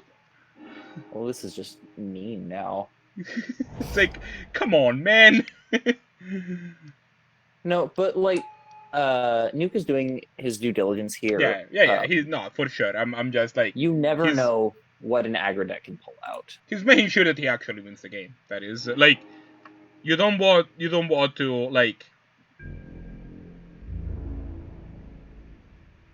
lose the game after winning the game, is the word I was trying to say. Yeah.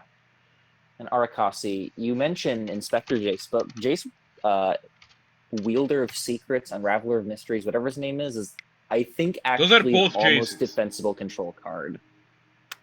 Those are both Jaces, so I don't know which one you meant. The Belt's Jace. The one from Shadows of Innistrad. I think it's Unraveler of Secrets. That's Unraveler of Secrets. Wielder of Mysteries is the Lab Maniac Jace. Yeah. There's just too many Jaces. Alright, here comes Goblin Chieftain. Here comes Mana Drain. I think that Mana Drain's probably going to pay for the Ral. For the Ral, yeah.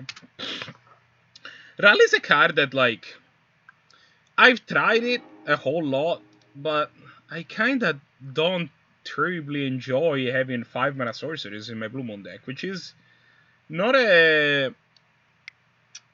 I know it's not necessarily the same conclusion that a lot of other Blue Moon players have reached, but I kind of like my deck to be able to operate at instant speed and be made of cheap cards as much as possible. Well, one of the nice things about Canadian Highlander is you get a lot of flexibility in the cards that you can play. Like, Ral might not be the best card you could possibly play, but it's... Oh, this is just mean. But it's far from unplayable. No, it's not. It's a wow, that's card. just Expansion. Is this just... Oh, that's just game. That's 12 points of burn. Take 12 and then meeting adjourned. Yeah, so basically Expansion Explosion copied, he cast the expansion part to copy the... He cast Fiery Confluence to deal 6 damage, and then he cast Expansion Explosion to copy the spell, so it was just 12. It's like, oh, this game is over. Neat. Yeah, 12 points of burn is a lot. Did not It expect is, that out of the kind of Blooming been out deck. of nowhere, yeah. Um, I'm still I still have Expansion Explosion in my Blue Moon deck. I am not. I'm 90% sure it will stay in that slot at this point. I don't think by testing is done, but it's pretty close to being done. Another pretty good hand from Nuke here. He's got a Lightning Bolt to like stamp the initial bleeding. He's got a Sweltering Suns to like clear out the first rush. Brazen Borrower can start getting things done. So we're kind of doing things. we are looking at Cavern of Souls, which I think is one of Mink's best cards in this matchup. Yeah, Cavern of Souls is pretty rough to see. Because Mink is going to go Cavern of Souls into probably... I'd love to see a turn 3. Oh, you can do a turn 3 Siege Gang Lieutenant. That's a lot. And then turn 4 Siege Gang Commander. So this is a powerful start from... Yeah, these Mink. Weltering Suns need to put in some work, and Nuke doesn't have a second land in hand. Oh, that's... He cast a Serum Visions, so I'm assuming leaning that... really hard on that. So, I know that blue-white and blue-red do play differently, but blue-white, I used to be a lot more gung-ho about the one-land cantrip hands, but these days I've been getting more conservative. Just when you have to work to hit your land drops, it feels so bad. How many lands do you play in blue-white? 37. Yeah, or you I'm at 38 in Blue Moon, but part of it drawing the land is very, very key you need to here. hit your first like 5 or 6 land drops pretty much consistently. I imagine this Merchant Scroll is getting the Ancestral Recall, Yep, which that's certainly an will Ancestral Recall. probably find the land. The even lands, for the yeah. Suns. But also that's... You kind of don't... You probably don't want to cast Ancestral Recall next turn. What you want to be doing is cast Sweltering Suns. So Yes, he's kind of still that's- hoping to find the land naturally here. That is what I mean when I'm saying like it feels bad to have to work for your lands because Yeah, you never want to be exactly. spending resources doing Yeah. so. That's why I reached the same conclusion you. I'm playing 38 lands in Blue Moon, and my curve is probably lower than yours. With your And here is 6 mana sorcery idiots. A Chieftain. Oh, this is a lot of. This is a damage. lot of damage. How much is this? The 13. So the Sweltering Suns, even if he gets his land, which he did, I think just turn 3 is too slow. I mean, like maybe not. What do we have? Well, there's a We have Siege a Gang commander Siege coming Gang. down at some point. I mean, I think you have to go to the Siege Gang and just if Nuke can answer the Siege Gang, you lose. If he can't, you win. And he can't, so... Well, there's still a top deck and a recall coming, so... Yeah, I guess we if you had, don't- like, a recall and find land Anger of the Gods? But there's what very about few Flame cards Slash? in...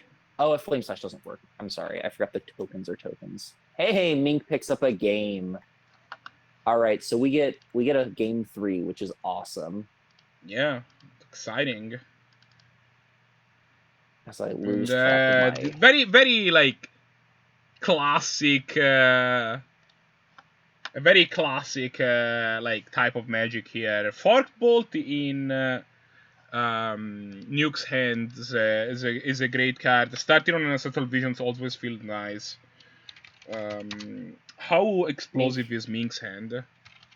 Not very. So Mink's hand goes with my... Wow, Para, I'm trying to be mulliganed that nice. hand. Nuke did.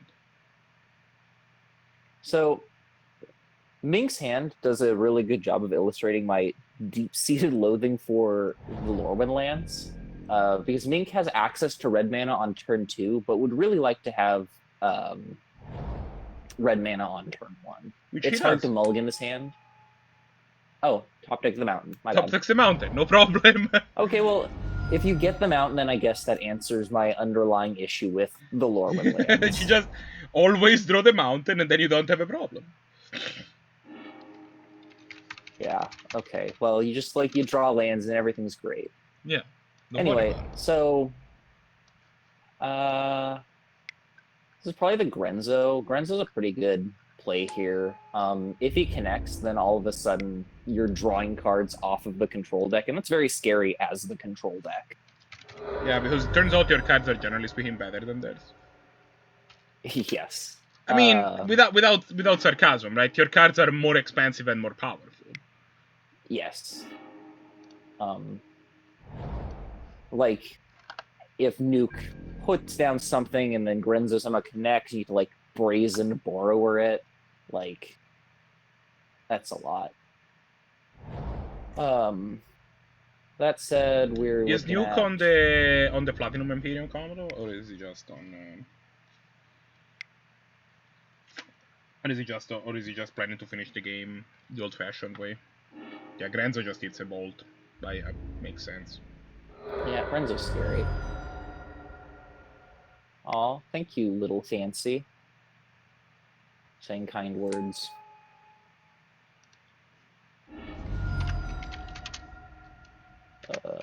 Crater Maker, it's okay.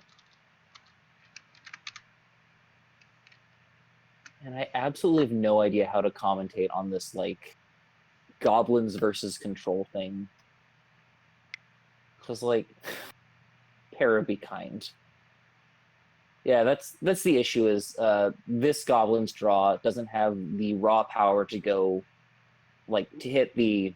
You just can't go faster. Card advantage. That's the issue here. And granted, Nuke's draw was capable of doing a very good job of. Yeah. Oh, sorry. So it turns out I was looking at Mink's screen and at Nuke's screen, and I was like, he's also watching a stream while he plays, and So I looked at the stream and there's a bunch of red cards. I was like, wait, is he watching our stream? He's just watching someone else play. Yeah, he's watching someone else play, yeah.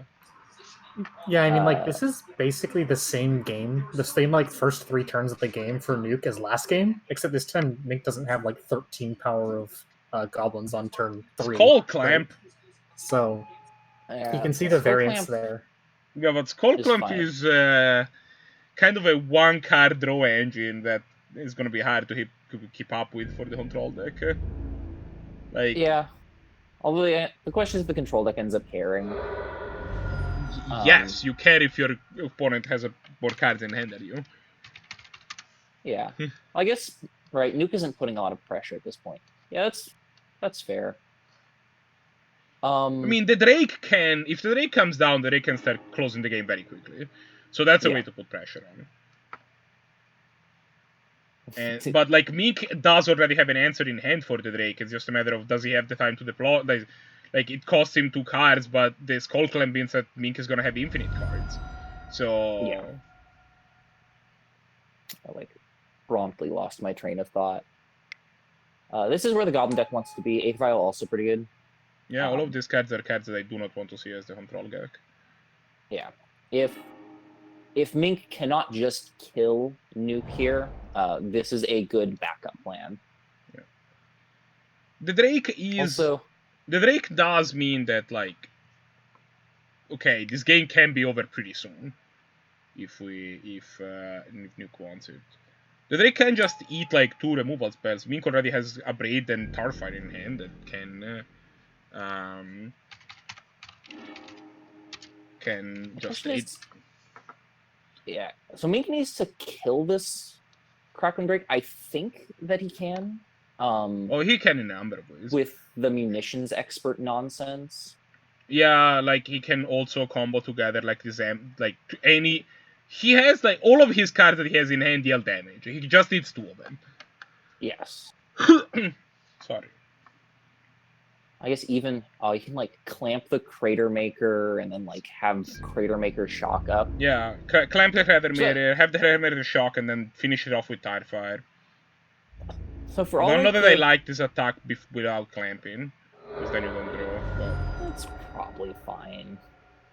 I think that Mink is anticipating using a lot of his mana this turn.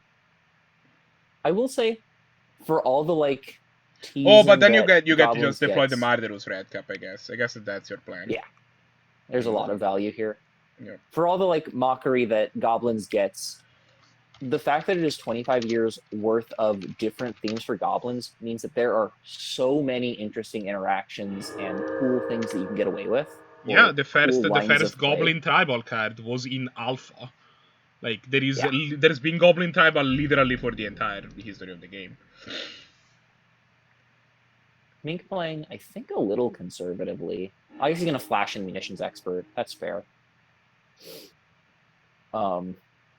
Yeah, he still has still putting a 2-drop via the Ether Vial. It's fine. Yeah, Violon 2 is pretty good. And yeah, putting out this card that is just kind of feels awful to counter, but you as a nuke have to counter this because that's it's a draw 6. 2, 3 draws. It's a draw 6. You cannot let it resolve. You can't let it resolve, but that means you let through whatever else happens. But you're probably likely to, like, if Mink really wants to get something through, he can let something through because of this Ether Vial. Yeah. Like if I'm the control deck, I do not feel like this game is going awkwardly.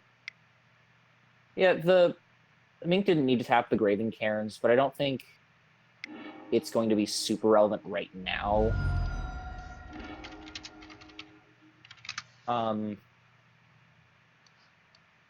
Yeah, tapping Mountain Swamp was probably better because then you could like filter the mana to then clamp plus use Tarfire, but you're tapping out anyway, it doesn't matter. He kind of needs to find an Abrade pretty much immediately, honestly. Nuke? Yeah, Nuke. Well, Nuke needs to either find an answer for Clamp and Aether Vial or find a way to close the game out quickly. Aether Vial is less of a problem. It's still a problem, but it's like not an immediate problem. The Skull Clamp represents value for every second that it stays on the battlefield. The Aether Vial is more annoying than anything, but like you're not gonna lose the game to it on the spot. It's just like it's gonna like it doesn't immediately represent cards, which is a metric that you definitely do not want to be behind on. Yeah. Condescend is Marderus Red Cap, if I had to guess. I think that we're getting a Foff first. No, you can't do both. Oh, I'm looking at the wrong stream. My goodness. Yes, it is a Condescend. I have this game open in legit 4 different windows, and they all look almost the same. Yeah, you can't do. You don't have enough. He doesn't have enough mana. Watching the live game. Oh no, he did have enough mana. Never mind, I miscounted. Anyway, and then I assume you like blast the War Chief, and now response, yeah. Now Nuke is in a better position, having been able to deny Skull Clamp draws as many times as he has. Yeah, but this Munition Expert is still clampable. Like, yep. You're still, as long as this clamp is around, you're still in a bad spot. You cannot physically be like, oh, I'm just gonna kill everything you cast.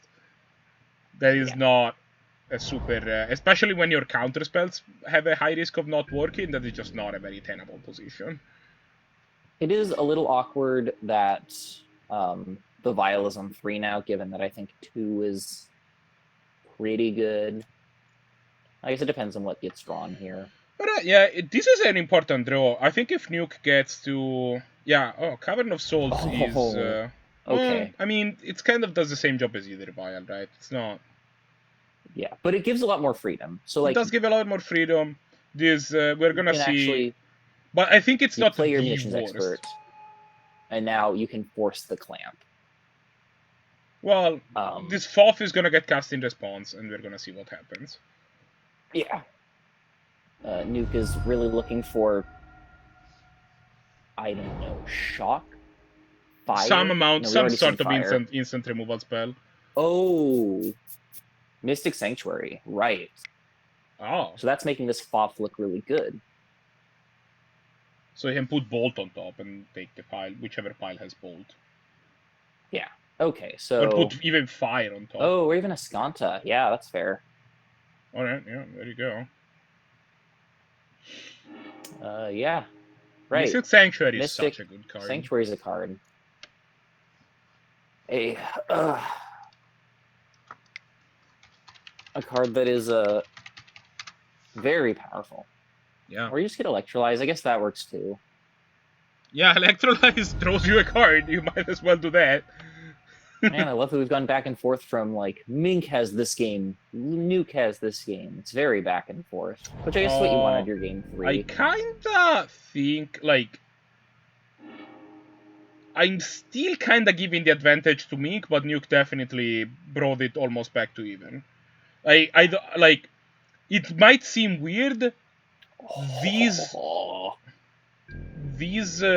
Skull Clamp is such a problem for the control deck. Cranko, yes. I'm so excited for this. Okay, so Back to Basics represents an answer to the cavern, yeah. Mission Briefing probably gonna be answering the Cranko in some way, shape, or form. Yeah, Mission Briefing for Bolt. I just want to see the Goblins take this home, and the stupid control deck has all the answers. That's kind of how... Look, you kind of don't want to be on turn 9 against the control deck. That's kind of what the issue there is. Oh, absolutely. Like, that is... I see that he... I'm seeing a lot of, like, really cool... if you search for Factor Fiction on Scryfall, it finds all the cards that have the name Fact or the name Fiction in the name, because it treats it using its, like, you know, normal, generic... you understand what I'm trying to say, right? Yes. Like, it reads the syntax. And yeah, what was the pile split? Vision. It was 2 lands Opt and Back to Basics, the other card. And he took 2 lands Opt?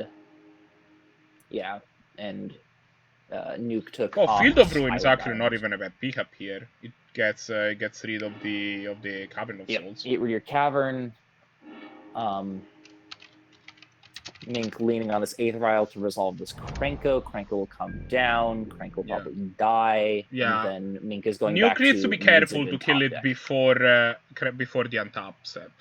That's the he cannot let the Cranko on. He cannot I let the other... don't think that Nuke will miss that. Nuke's been playing pretty... Yeah, he's been playing very... Yeah, there you go. Very kill the Skull Clamp.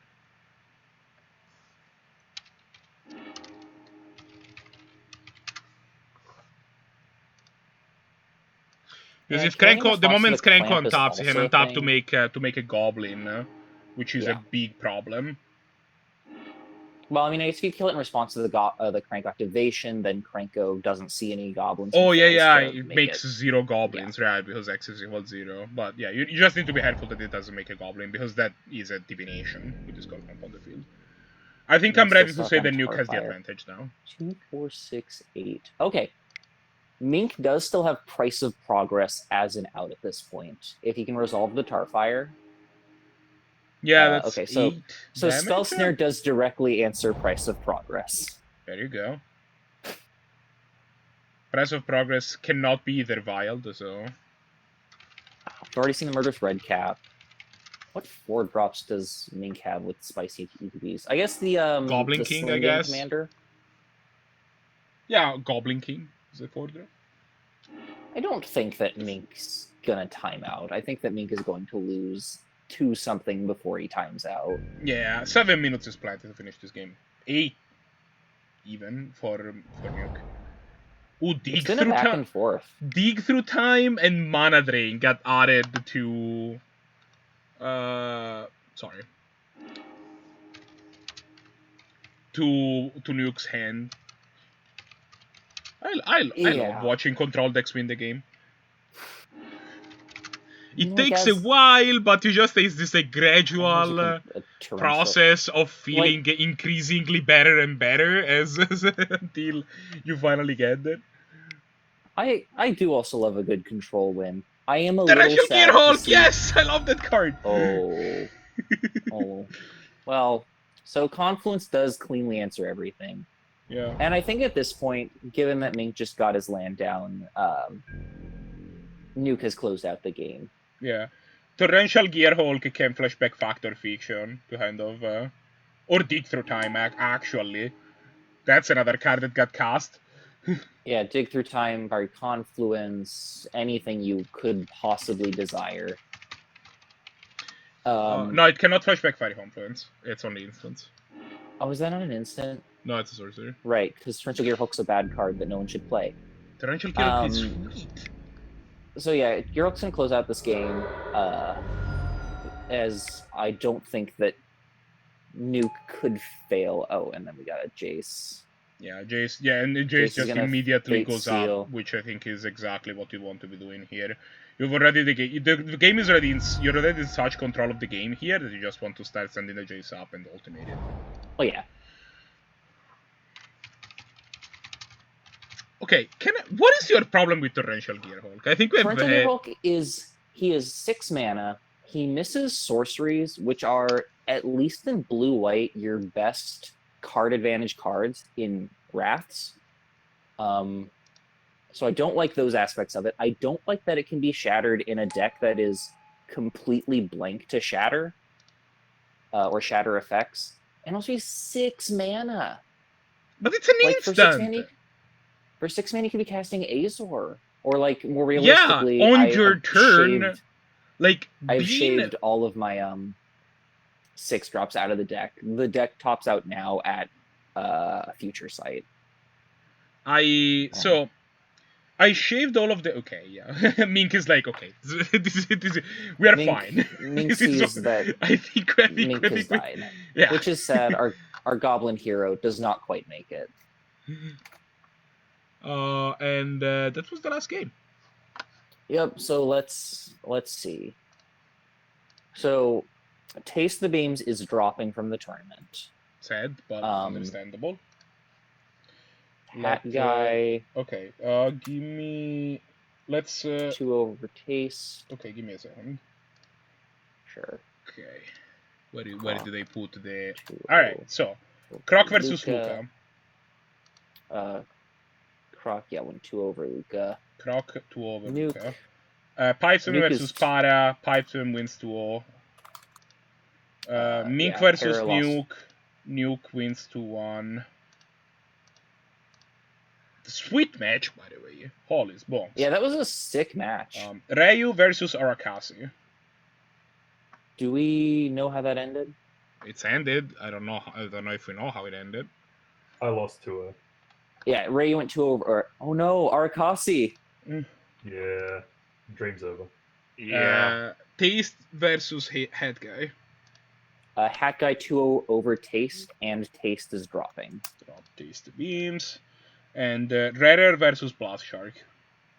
Rarer 2-0 over Shark.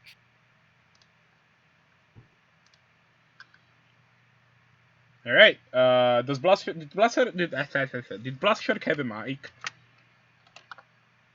Blast Shark have an eye? What? Does Blast Shark have a mic? A mic. I don't know. So they have the buy. So if they want to hang out in the booth so that they can concentrate on doing the producer stuff, I wouldn't mind. That is just the reason I'm asking. But it's.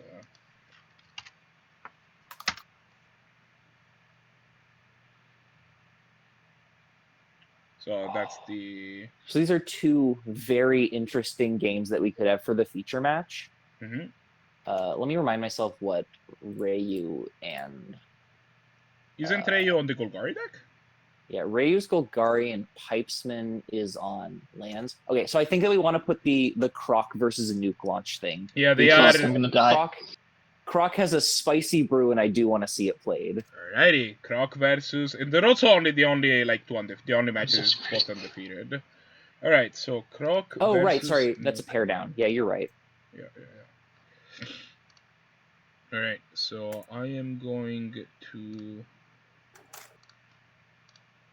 go back on nukelaunch and then Croc. And then we're going to do these. Get the hand cam set up.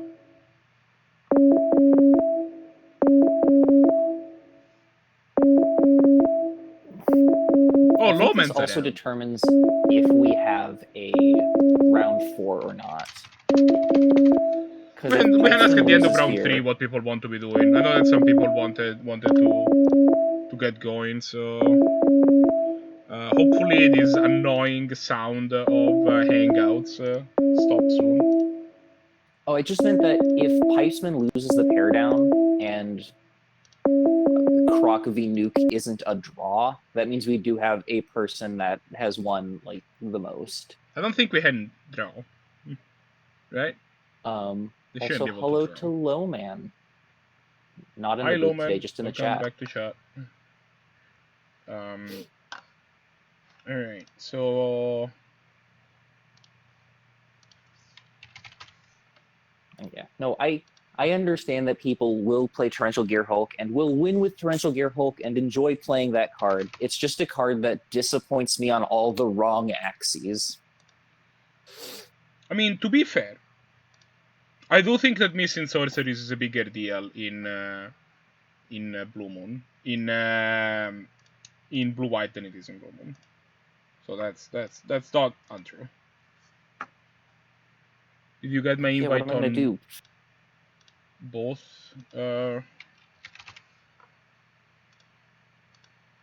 Thingamabobs. Oh, okay.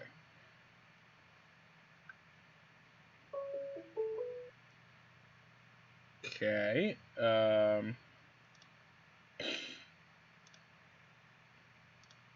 So what is Croc playing actually? You were saying he has a spicy brew. So Croc. Wait, are everyone out of these calls? Okay, yeah. Croc is on. What is the exact name of his deck list? 5-color Niv to Light lands mid-range. Okay. I see. Which is just a charming name. It's just 5-color nonsense, I think. Like, he's going to try to do big things in 5 colors involving Time Walk or, like, lands locking. He's got, like, the lands package. He's got that same Archaeomancer, or not, yeah, Archaeomancer Ephemerate Time Walk loop. It's got all the good. Oh no, you're becoming a robot. Oh no, please no. Okay. Am I better or worse? You're no longer a robot. Also, nukelaunch left the call. And I am confused. Did I call the wrong person? Is that what's happening here? Also, when you posted the reminder, by the way, you ended up posting the wrong poll. So we have... Yes. We have all of the responses for this week except for one in the poll for last week. So I was like, wait, where is everybody? And then, oh. Yeah, I realized that like late last night that I messed that up. But luckily, all's well that ends well. Yeah, we have the signups. It's just, you know, this is the right thing. Nukelaunch, come on, come back.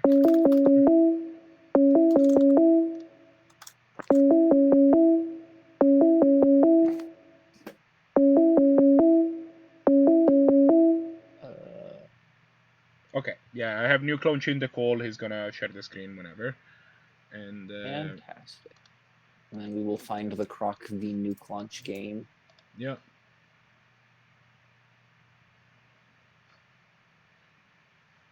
And we should be good to go shortly. So.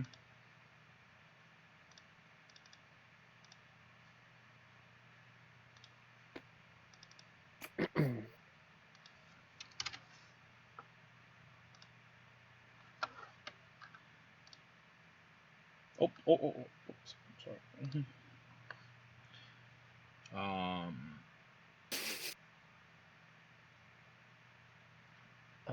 Oh, no, wait. Oh, Croc.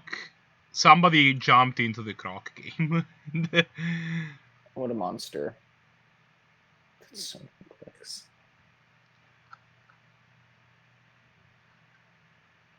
Did you say you do have the nuke call up? I have both calls up. Can you share the nuke call with me? Yes.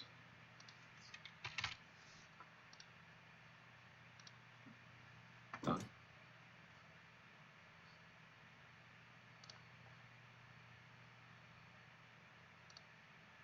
Success. Alright, I see Croc. I do see Croc. And I was going to say, oh yeah, and what's Nuke's playing? And then I realized, oh yeah, we just saw Nuke's. He's playing Blue Moon. Nuke is playing this spicy off-meta deck. Yeah. Blue Moon. You might not have heard of it. I mean, Blue Moon being such an established deck in this format is not necessarily something that is that common. Like, there aren't, in modern, Blue Moon is very fringe at this point. And in older formats, control decks, like in Legacy, control decks tend to be either blue-white or, like, 78 colors. So, like, not to appear too biased, but I'm a little excited by the prospect of Croc's bizarre 5-color nonsense taking down this tournament. There'd be a hilarious change from the weeks of blue-black tempo taking it down. Yeah. But also seeing a control deck. We haven't had too many control decks, actually. It's weird because, like, tempo decks, I think, have been doing very well in these tournaments. When we were running, before we entered the MTGO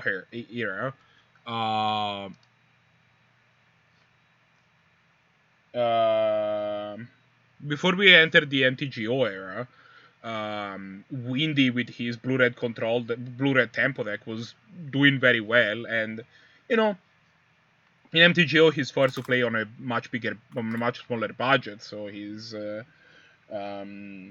that's kind of been a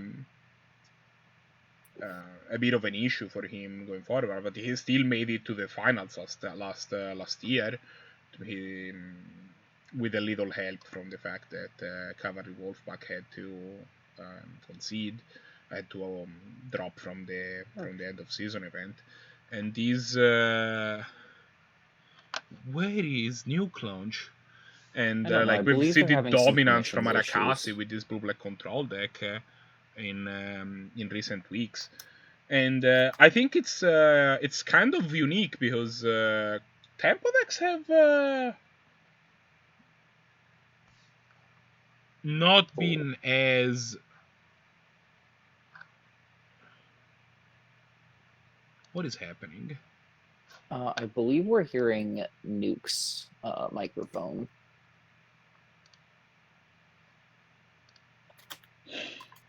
Or Nuke's hangout, rather. Yeah, I don't know where Nuke is. I don't...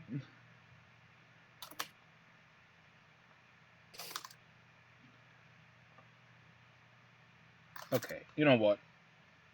Am I missing somebody pinging me and I don't see it? No. Okay, let me... Yeah, I don't know where... Nuke needs to... Okay, never mind. We got it. Yeah, it looks like they were waiting on us to announce it. Oh, I see. Yeah. Okay. We need to probably be a little better about making sure that we and the players are trying to do the same thing. Misunderstood what we had communicated. That's fine. Anyway. That's... Okay, so... Same... Okay, so... Let me bring the hands up and let's talk about stuff. Oh! Croc's hands already being displayed. Sweet. Yeah. That's fortuitous. A collection of magic cards. Yes, agreed. And the hand from... Well, I think Croc has to decide if he's going to mulligan this or not. And then Nuke's hand is a little awkward. I don't... Keeping? Interesting. Nuke is if you sign in with 5-color Nib to light, you kind of keep whatever. They're kind of on like the, it's fine. It's gonna work. Don't worry about it. Everyone is so much braver.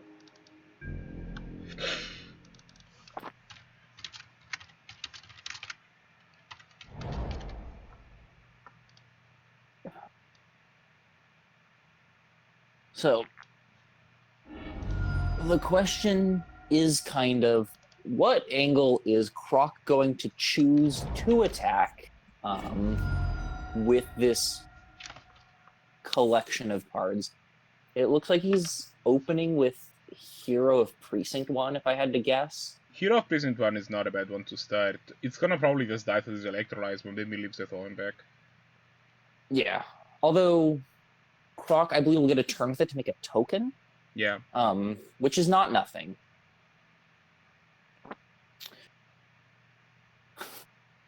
It is okay, Blast Shark. You do not have to commentate if you do not want to. That's fine. Yeah. We got this. Loman, then... do you want to jump in? Actually, just at this point. Anyone is welcome. Yeah, anyone is welcome. I mean.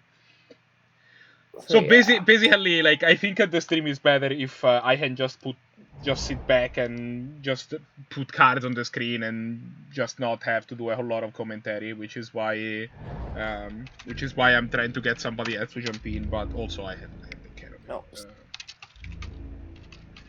I don't need to be not commentating. I just think it makes the stream a little better, but it's fine. Croc, with a very fortunate draw, so that he can get this Knight of Autumn down. It'll probably still counter, but still a token, and that's not nothing. Yeah. Hey, what's up, guys? How you doing? Hi, Loman. What's up? Hi, Loman. Hey, not much.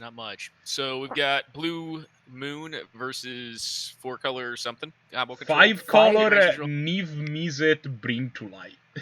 Oh, okay. Yes. Makes sense. I like that you're like, oh yeah, of course. Well, I mean, I've classic played, archetype.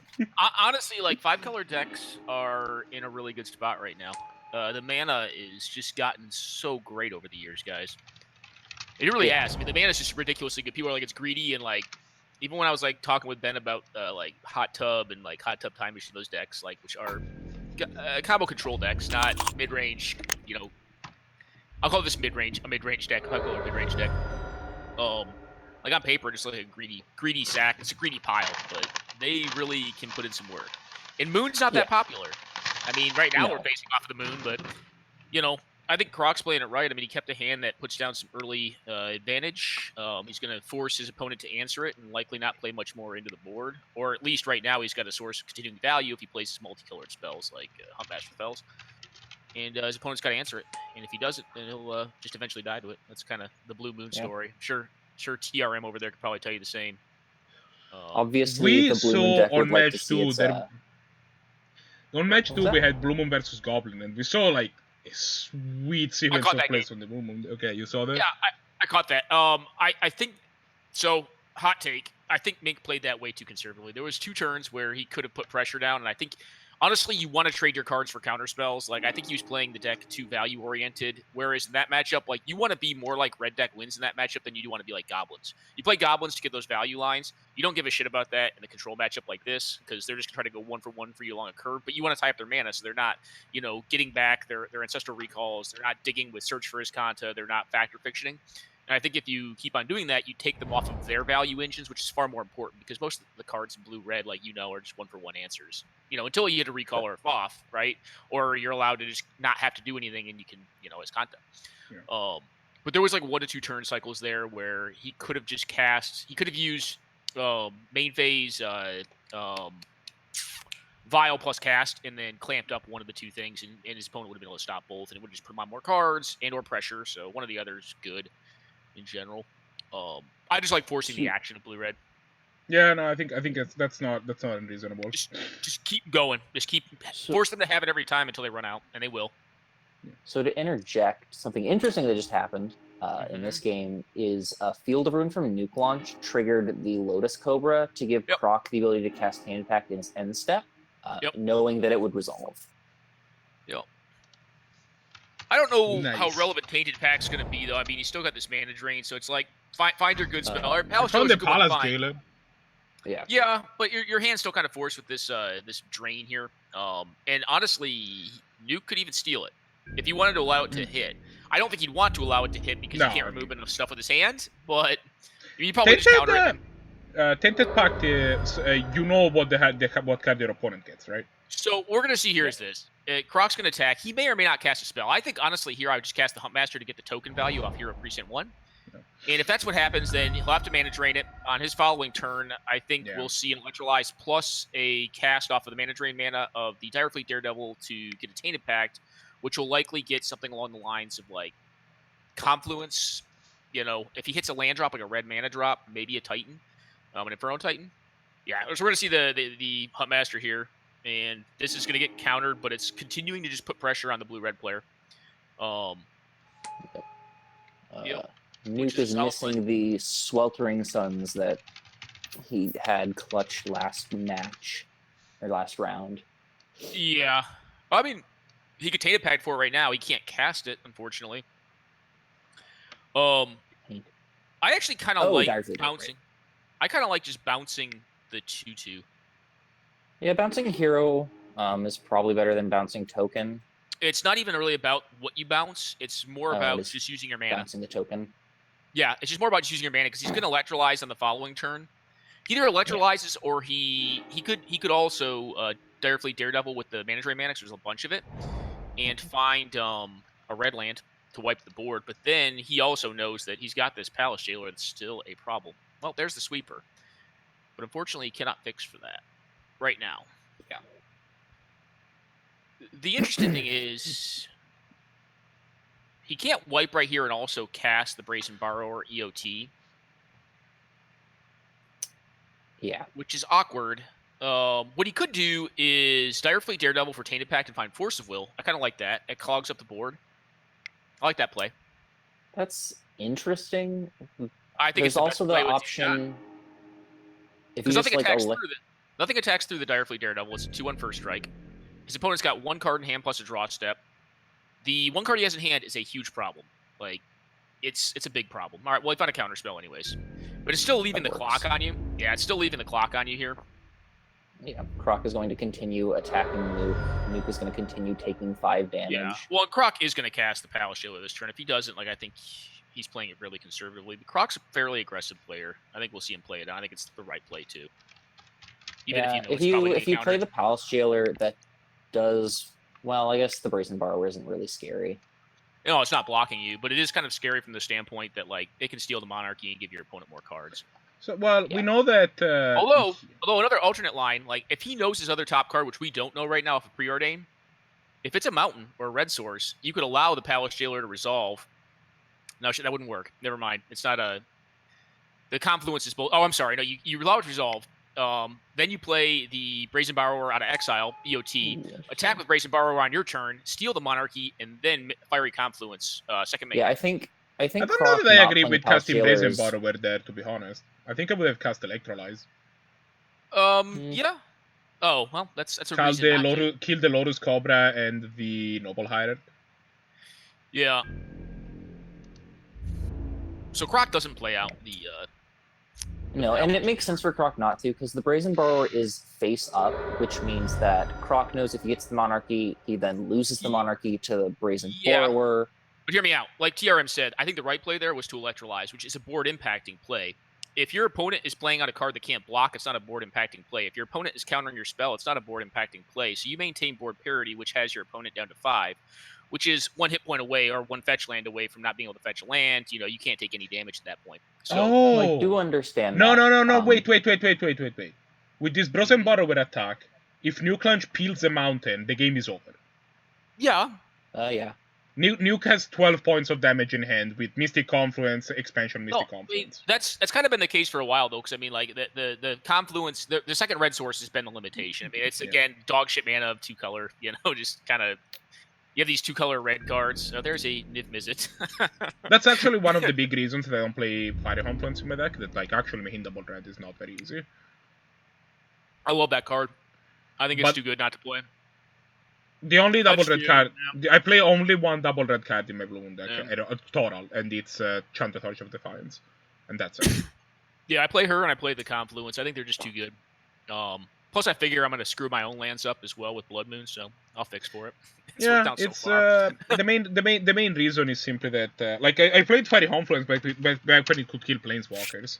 Now that it can't, I'm a little less excited by it. I think honestly, Planeswalkers are going to kill you regardless if they resolve, right? Because you have like Magmatic Sinkhole and like Flash Creatures and Burn. Like you're generally 2 for 1 yourself on a new Resolve Walker. No, I mean Fiery Confluence could just kill a Planeswalker immediately, honestly. No, it could, but I mean, did you only play it for controlling Planeswalkers, or did you play it for? No, but the fact that it added that, the fact that it was a split card that was Wrath the Board, kill a Planeswalker, Shatter, like. Yeah, I find the Shatter and the kill people was actually pretty big. Like the way I've kind of retuned Blue Moon, like there's less of these like 6 drops like Inferno Titan, although Inferno Titan may still be in there, I can't remember. And more of the flash to end the game quickly. So we're down to 3. Yes. So we got the Electrolyze out of the hand. Yep. So now Croc has a choice between, I think he can cast Niv Mizzet here. So he can choose between Niv Mizzet and Palace Jailer. Oh no, he can. Yeah, never mind. Yeah, he has 5 colors. Black, with red. Noble Yeah, with the Noble Hierarch. So he can hard cast. I think you're supposed to jam the Niv. Because that is a token, and represents like it's not a token. Yeah, no, it is there. a token. I'm an idiot. Never mind. We're seeing an interesting sub game here. Croc just automatically assumes, due to all the selection he's had, that he's got a counter, and he's trying to figure out what's the spell that I can most. I think you just jam it. Cast the Niv. Yeah, you want to put them to dead. Like this is not dead next turn, so you got to put them to dead. This is dead. Niv. Well, this is dead now. It was not dead before. If he does nothing, it's not dead. Oh yeah, he's playing one of the 2 spells. Yeah, you should. All right, Croc. What do you hit off Niv? Eladamri's Call, Oath of Kaya, and the Scarab God. Okay. Yeah, I'm looking at it on a delay. But Nuke is still on the out of drawing a dual land. No, so he's Nuke not needs anymore. to. You got a flyer, right? Nuke needs to just win. Oh, that does not just win. Yeah, sadly, that's the wrong land. Mm-hmm. Land would have been lethal. No, he can't pay for it. I was going to say there may be a way to Tainted Pact for something. His opponent's graveyard does matter right now, but there's only 1 card he can use out of it. Yeah, so this one looks like it's probably over. Yeah, never finding the 100 source. I mean, it's not over. Oh, I guess it is over. Oath of Kaya kills him, right? That goes to phase. Yeah, Oath of Kaya is burn, and there's 3 damage on the table, so Nuke has to deal with Hero of Precinct 1 and also deal with Oath of Kaya. Yeah, he's dead. And Chump Niv with Brazen Borrow. There's a lot of things that Nuke needs to do here to win, and I don't think he has the mana for it. You just needed to draw a mountain. If he drew a mountain, this game would have been over, but he didn't. Yeah. Well, that's kind of been the game for the last 2-3 turns. He needed to have a mountain, which I guess he top-bottomed with the Preordain. I can't tell what he did with his Preordain, which is pretty pertinent to assessing the... Also, probably shouldn't forget that this was a 1-land keep from Nuke, I believe. How many lands is Nuke playing? Because he's been keeping 1-landers a lot.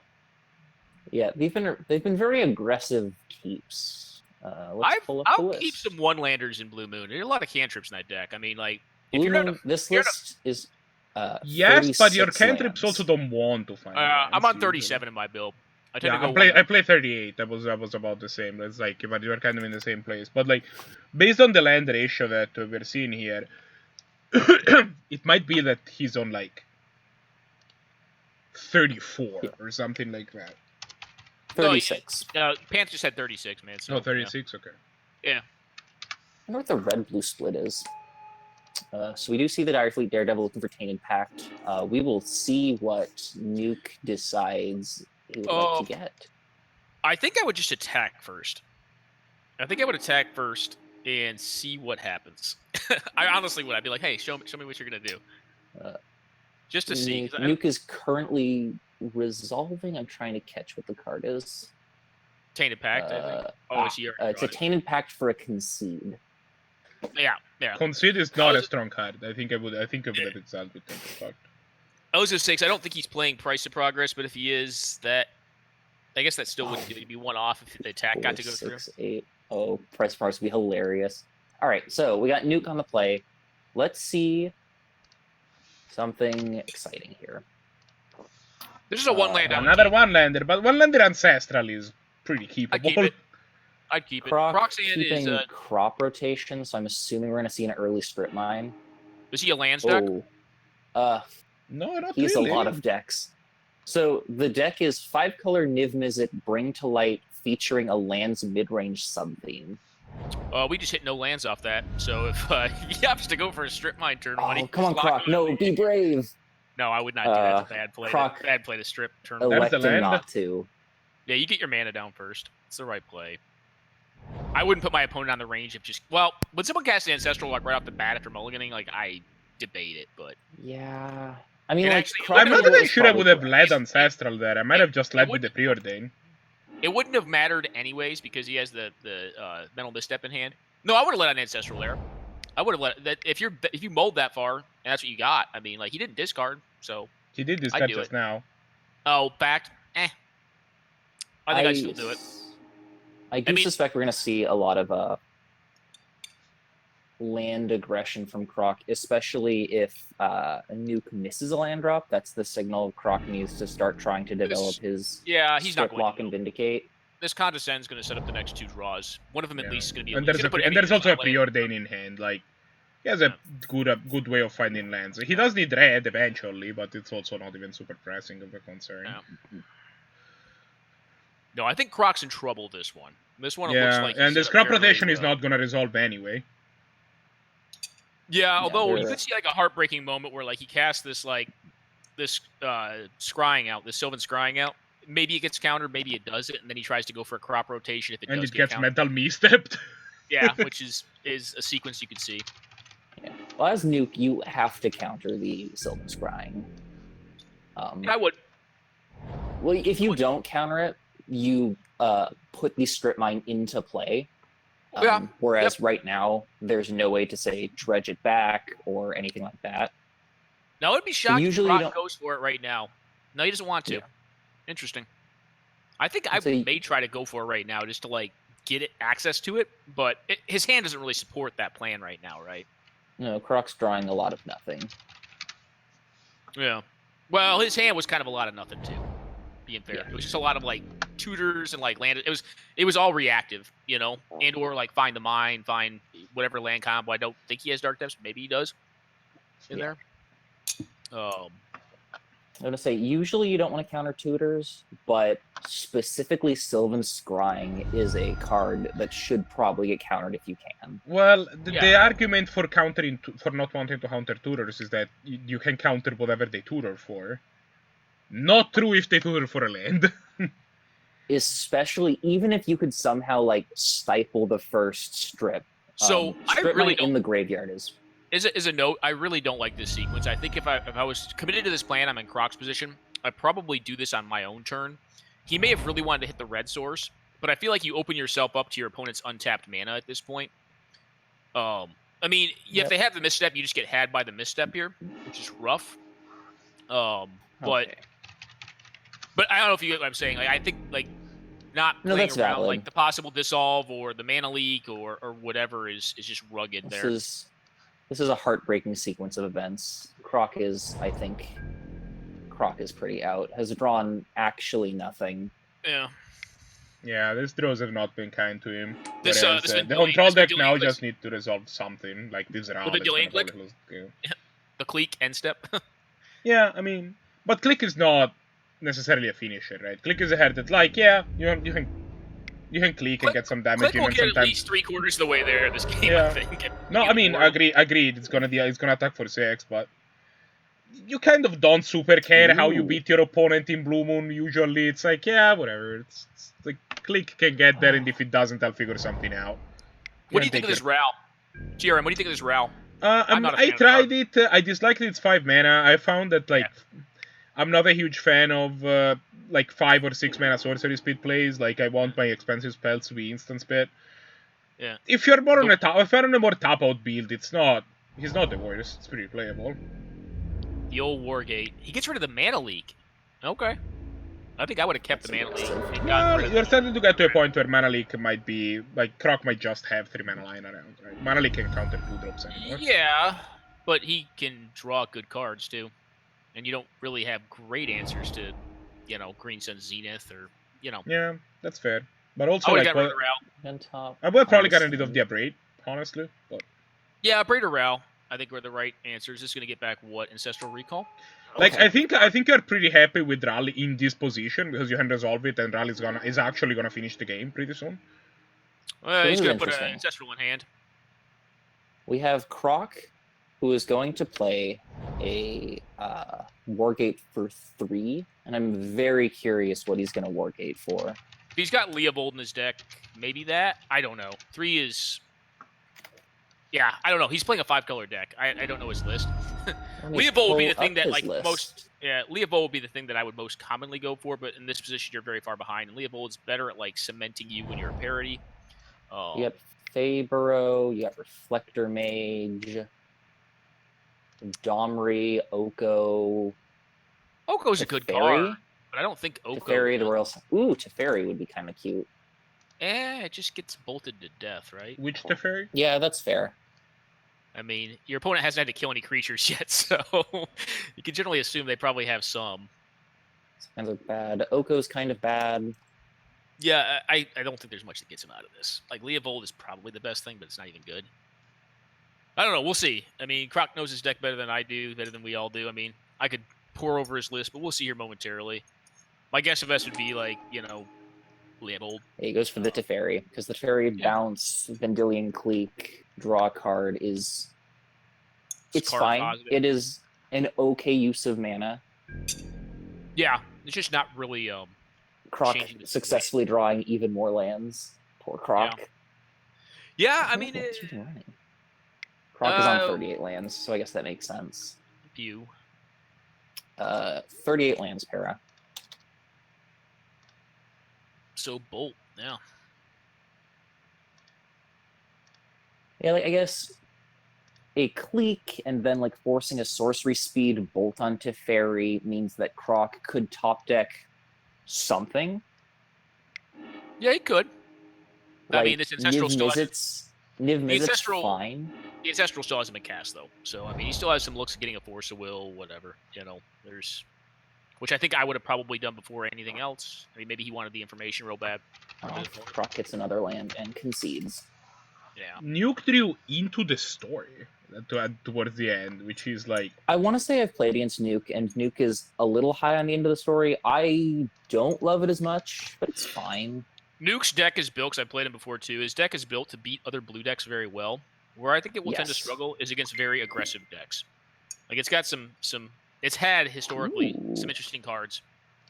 I'm very into Croc's opening hand here.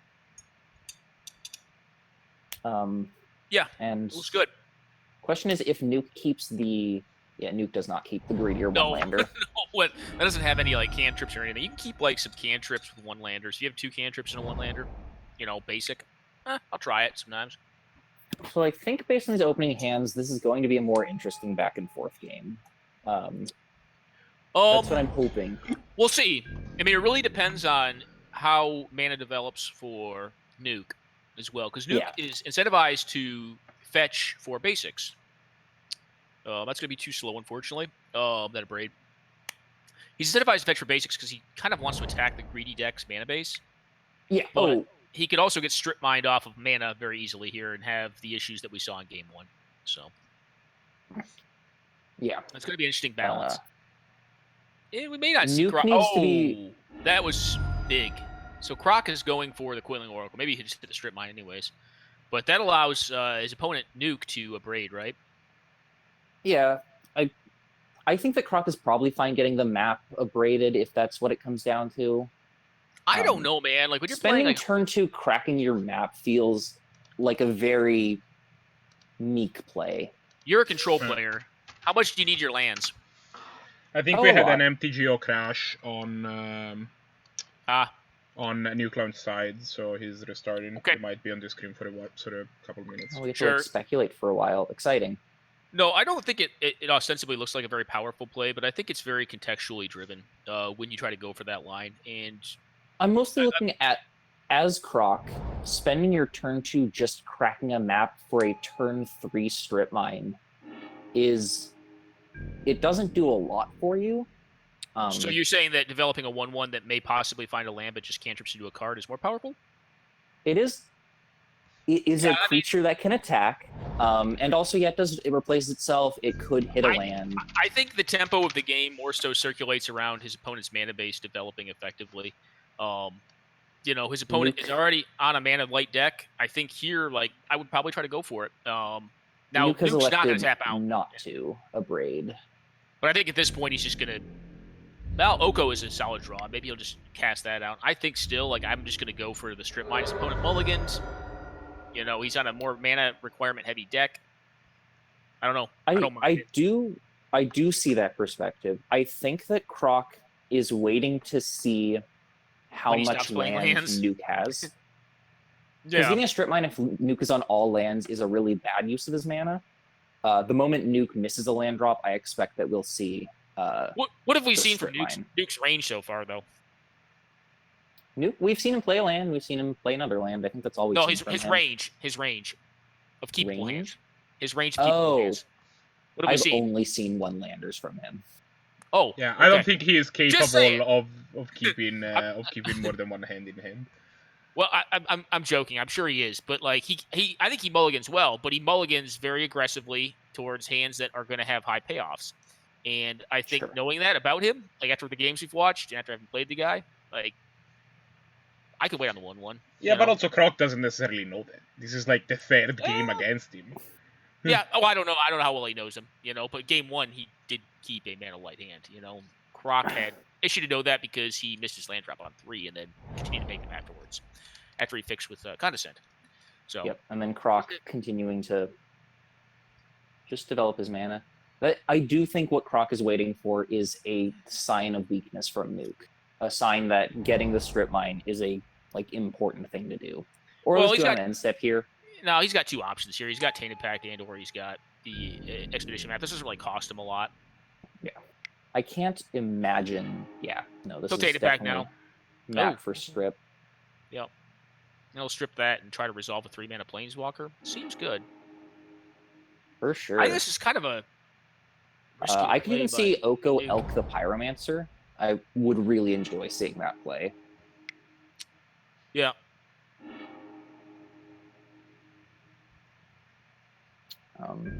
Croc correctly makes the mana drain or the mana leave for it. And I smell an Oko. Yeah, the crazy thing to me is that this play sequence happened and it was all on board, really. Well, is it Oko or is it Domri? Those are both very good planeswalkers. Oh, 100% Oko. It's not close. Oko's a way better card. Yeah. Oko's Domri, as a control deck, Domri does bonus not scare me. Making all future creatures uncounterable is the only reason I consider that. Yeah. Yeah, but Oko just wins the game. You don't need other cards. I guess he can do whatever he wants. I mean, he's going to have an uncounterable Siege Rhino, so that's pretty good. I just think Oko's loyalty is a massive barrier. Oh, he's not, because probably Domri's going to die. But okay.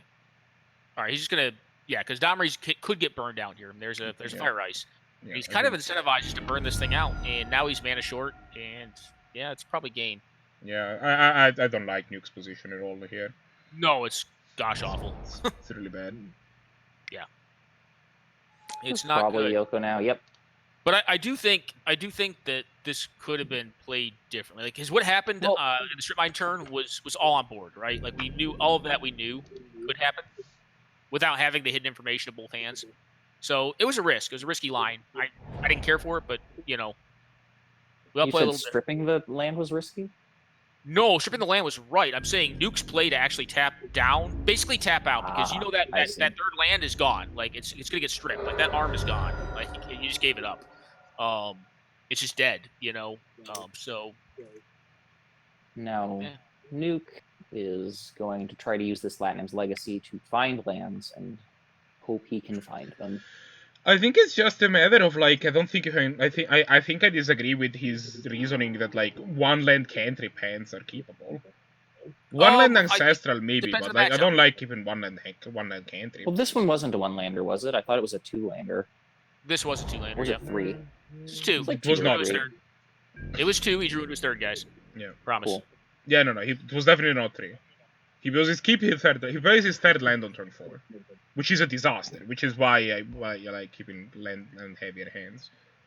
Yeah. Well, Like, some matchups you can't do it in though. Like this is a matchup where I think you can get a more landed hand. You can at least get 3 in your opener and be pretty happy with that. I don't know if 4 is necessary. Like this is still a deck that's going to present pressure that you're playing against, so you need to kind of have answers to it. But yeah, but you also need lands to play your answers. Yeah, but you need cards too. It's a balance, right? Like yeah, it's a balance. I mean, obviously you don't want 7 lands. Against control, I'll keep 7 land hands. Like I've done it before against control and won the game. Like because both people are going to sit there and look at each other, and it's going to be a head game, But like this matchup, like he has pressure, like so you do need to. There we go. Croc takes it down. Yeah. I mean that's just There's a loam. Like good game. I mean he can counter it and buy some time, but like he's got a ticking Oko, and it's just that's it. All right. This game is over. Let's see. We said that Reiyu beat Pipesman. Yep. Yeah. So that does mean here, this could be the end of the tournament. As Croc this is the end of the tournament. Record. All of the games are over. So 5-color Niv Mizzet is the champion deck. So 5-color Niv to Light lands, brand new meta breaking deck. Arakasi, you've been toppled. I drew 5 off Niv Mizzet versus Taste. How many did you draw off of it against Blue Red Moon? 2, 3, 2 or 3. Enough. I knew Oath of Kaya was one of them because it was like, well, I mean, you got to deal with everything, and then you still gotta not die to the Oath of Kaya. Yep. So, are you guys having finals today, or is that it? I think that ended up being the finals. Yeah, I think we have one undefeated. I think Croc's the lone undefeated player. But if you tell me what the final results for these rounds were, we haven't figured that out. Give me 1 second, and then I'm gonna start. Do we have any folks fighting for second for their sick QPs in the 10th point? Give me 1 second. I'll get you the information, Red Mage. So. Okay. Someone actually has that info. Shit. My bad. I was joking. Croc versus nukelaunch is Croc 2-1. Then Para versus Luca. Those are the rest. Mink won 2-0 over Arakasi. Hat won 2-1 over RarerMonsters. Para lost 1-2 to Luca. So Para lost 2-1. So Luca won 2-1 versus Para. Yes. And what about Rarer and HatGuy? Hat 2-1 over RarerMonster. Hat 2-1 over RarerMonsters. All right, so that is all of, and it sent me to round 4. Okay, give me a second here. I'll need the. Arakasi in chat. I faced 3 red decks today. Arakasi, I told you, buddy. It was so exciting. We finally got red decks to take down the spooky, scary blue-black tempo. If there's a few red decks, it's just it drops off a bit, Yeah. So we're gonna have a big tie in second place where there's 5 people with 6 points. Have a fight for second place, man. Let's do it. Yeah, we have Luca, Reiyu, Nukes, Pipesman, and HatGuy that all have 6 points as far as I can tell. I mean, we could ask Croc too. Maybe Croc's willing to roll the dice on it and have another round, and then have like a finals round. Do 2 more some rounds. Some people have to leave, so I think. Do they? All right. I think we can just call it. I think that's where we were at, right? We can definitely call it at 3. That's fine. Yeah. I'm just saying you got a lot of players today. Maybe Yeah, no, I have thought about it, but we announced 3, and then some people are having to take to go anyway. So I think we can just call it here.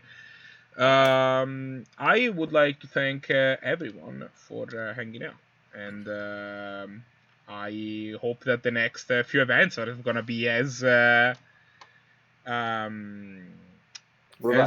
populated as this one, and maybe we can start with like a more clear idea of where the rounds are gonna go. I want to congratulate again Croc for taking it home, and I think Croc was in second place in our leaderboard, so maybe we'll see Croc and Arakasi try to get there. Try to see who gets the end of season bonus. I don't know if we're gonna be live next week because Magic Fest. There is a Magic Fest near me that I really want to attend, so I'm not sure if I'm gonna be available to do streaming. But I might be able to fix it so that somebody else hands the producing, or maybe we just run the tournament without streaming. We're gonna have to figure that out. But in the meantime, again, I want to remind everybody that you can type !Discord to get an invite to the Discord. That's it's gonna have all the instructions to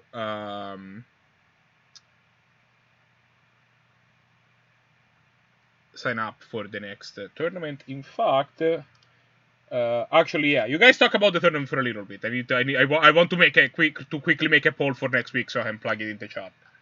I'm gonna, yeah, you guys talk for a couple of minutes. Talk for a couple of minutes? Okay. Yeah, this was an interesting event. It had a lot of different decks than we had before. We saw a lot more aggressive decks. We got to see the cool dynamics between control and aggro, which is one of the more interesting matchups you can have, I think, in Canadian Highlander. And then, out of nowhere, we have a 5-color lands mid-range deck. Showing that you can actually play anything in this format. Yeah, you can do whatever the have hell fun with it. No. Well, yeah, one big thing I'd highlight, man, is just from looking at the results from the last couple tournaments, we had a massive change in like the, let's call it the standard deviation of players. The player base was a little larger this time. We had a lot more diversity of decks. And we got to see some different results out of it, you know, kind of what you highlighted on in the beginning. And yeah, you know, to make a call out to Croc, I mean, a hell of a job. I really do think these 5-color lands decks, these like 4 to 5-color mid-range to mid-range control lands decks are kind of where you want to be as far as the land shell goes. Yeah. I will say it's a little extra unnecessary. Well, Niv Miss is completely unnecessary. Like I'm not going to say it's not. 100%. You're forcing you win. yourself to You win skew because of the your deck land around. shell. You win because of the land shell. Like whatever. Like other it's crap. just filled with a bunch of fucking good cards. The land shell, and then Yeah, occasionally, oops, Spellseeker Ephemerate. Yeah, Right. I mean it doesn't. And occasionally, a take big giant 6/6 dumbass kills them. Yeah, no, I was gonna say, like, I mean, you could probably take, you know, like any of those 4 to 5 color builds and take out the win conditions and put in different ones, and it'll still probably function because the elements that allow it to control the board are pretty much the same. So you know, you have a very similar deck. I mean, some of them may play out more mid-rangey than others, you know, but the shell is very good. It's like, you know, to some extent, it's like taking out like, you know, 1/4 drop on a medium red and putting in just a rando hill giant. It'll still kill people, you know. Like, it don't matter all that much. All right, so yeah. I just 2 minutes posted up. in chat the poll for next week. If people want to sign up, there's a link. You can type !next poll, and that's going to give you a link to next week's poll. It's also going to be posted on Discord as soon as I do the tournament summary for this week, so that's also going to be a thing. And again, I want to remind everybody that if you want to sign up for the tournament, it's completely free, and you can do this. You can do so on the Discord. There was I posted the link in chat right now. I want to thank my commentators for going for I cannot talk today. For taking care of the commentary for the tournament, which is Loman and Pants, and thanks everybody for watching. We had actually a pretty active chat today, so that's pretty awesome. Take it easy, y'all. Yeah, I will see you everybody next week, hopefully. Bye.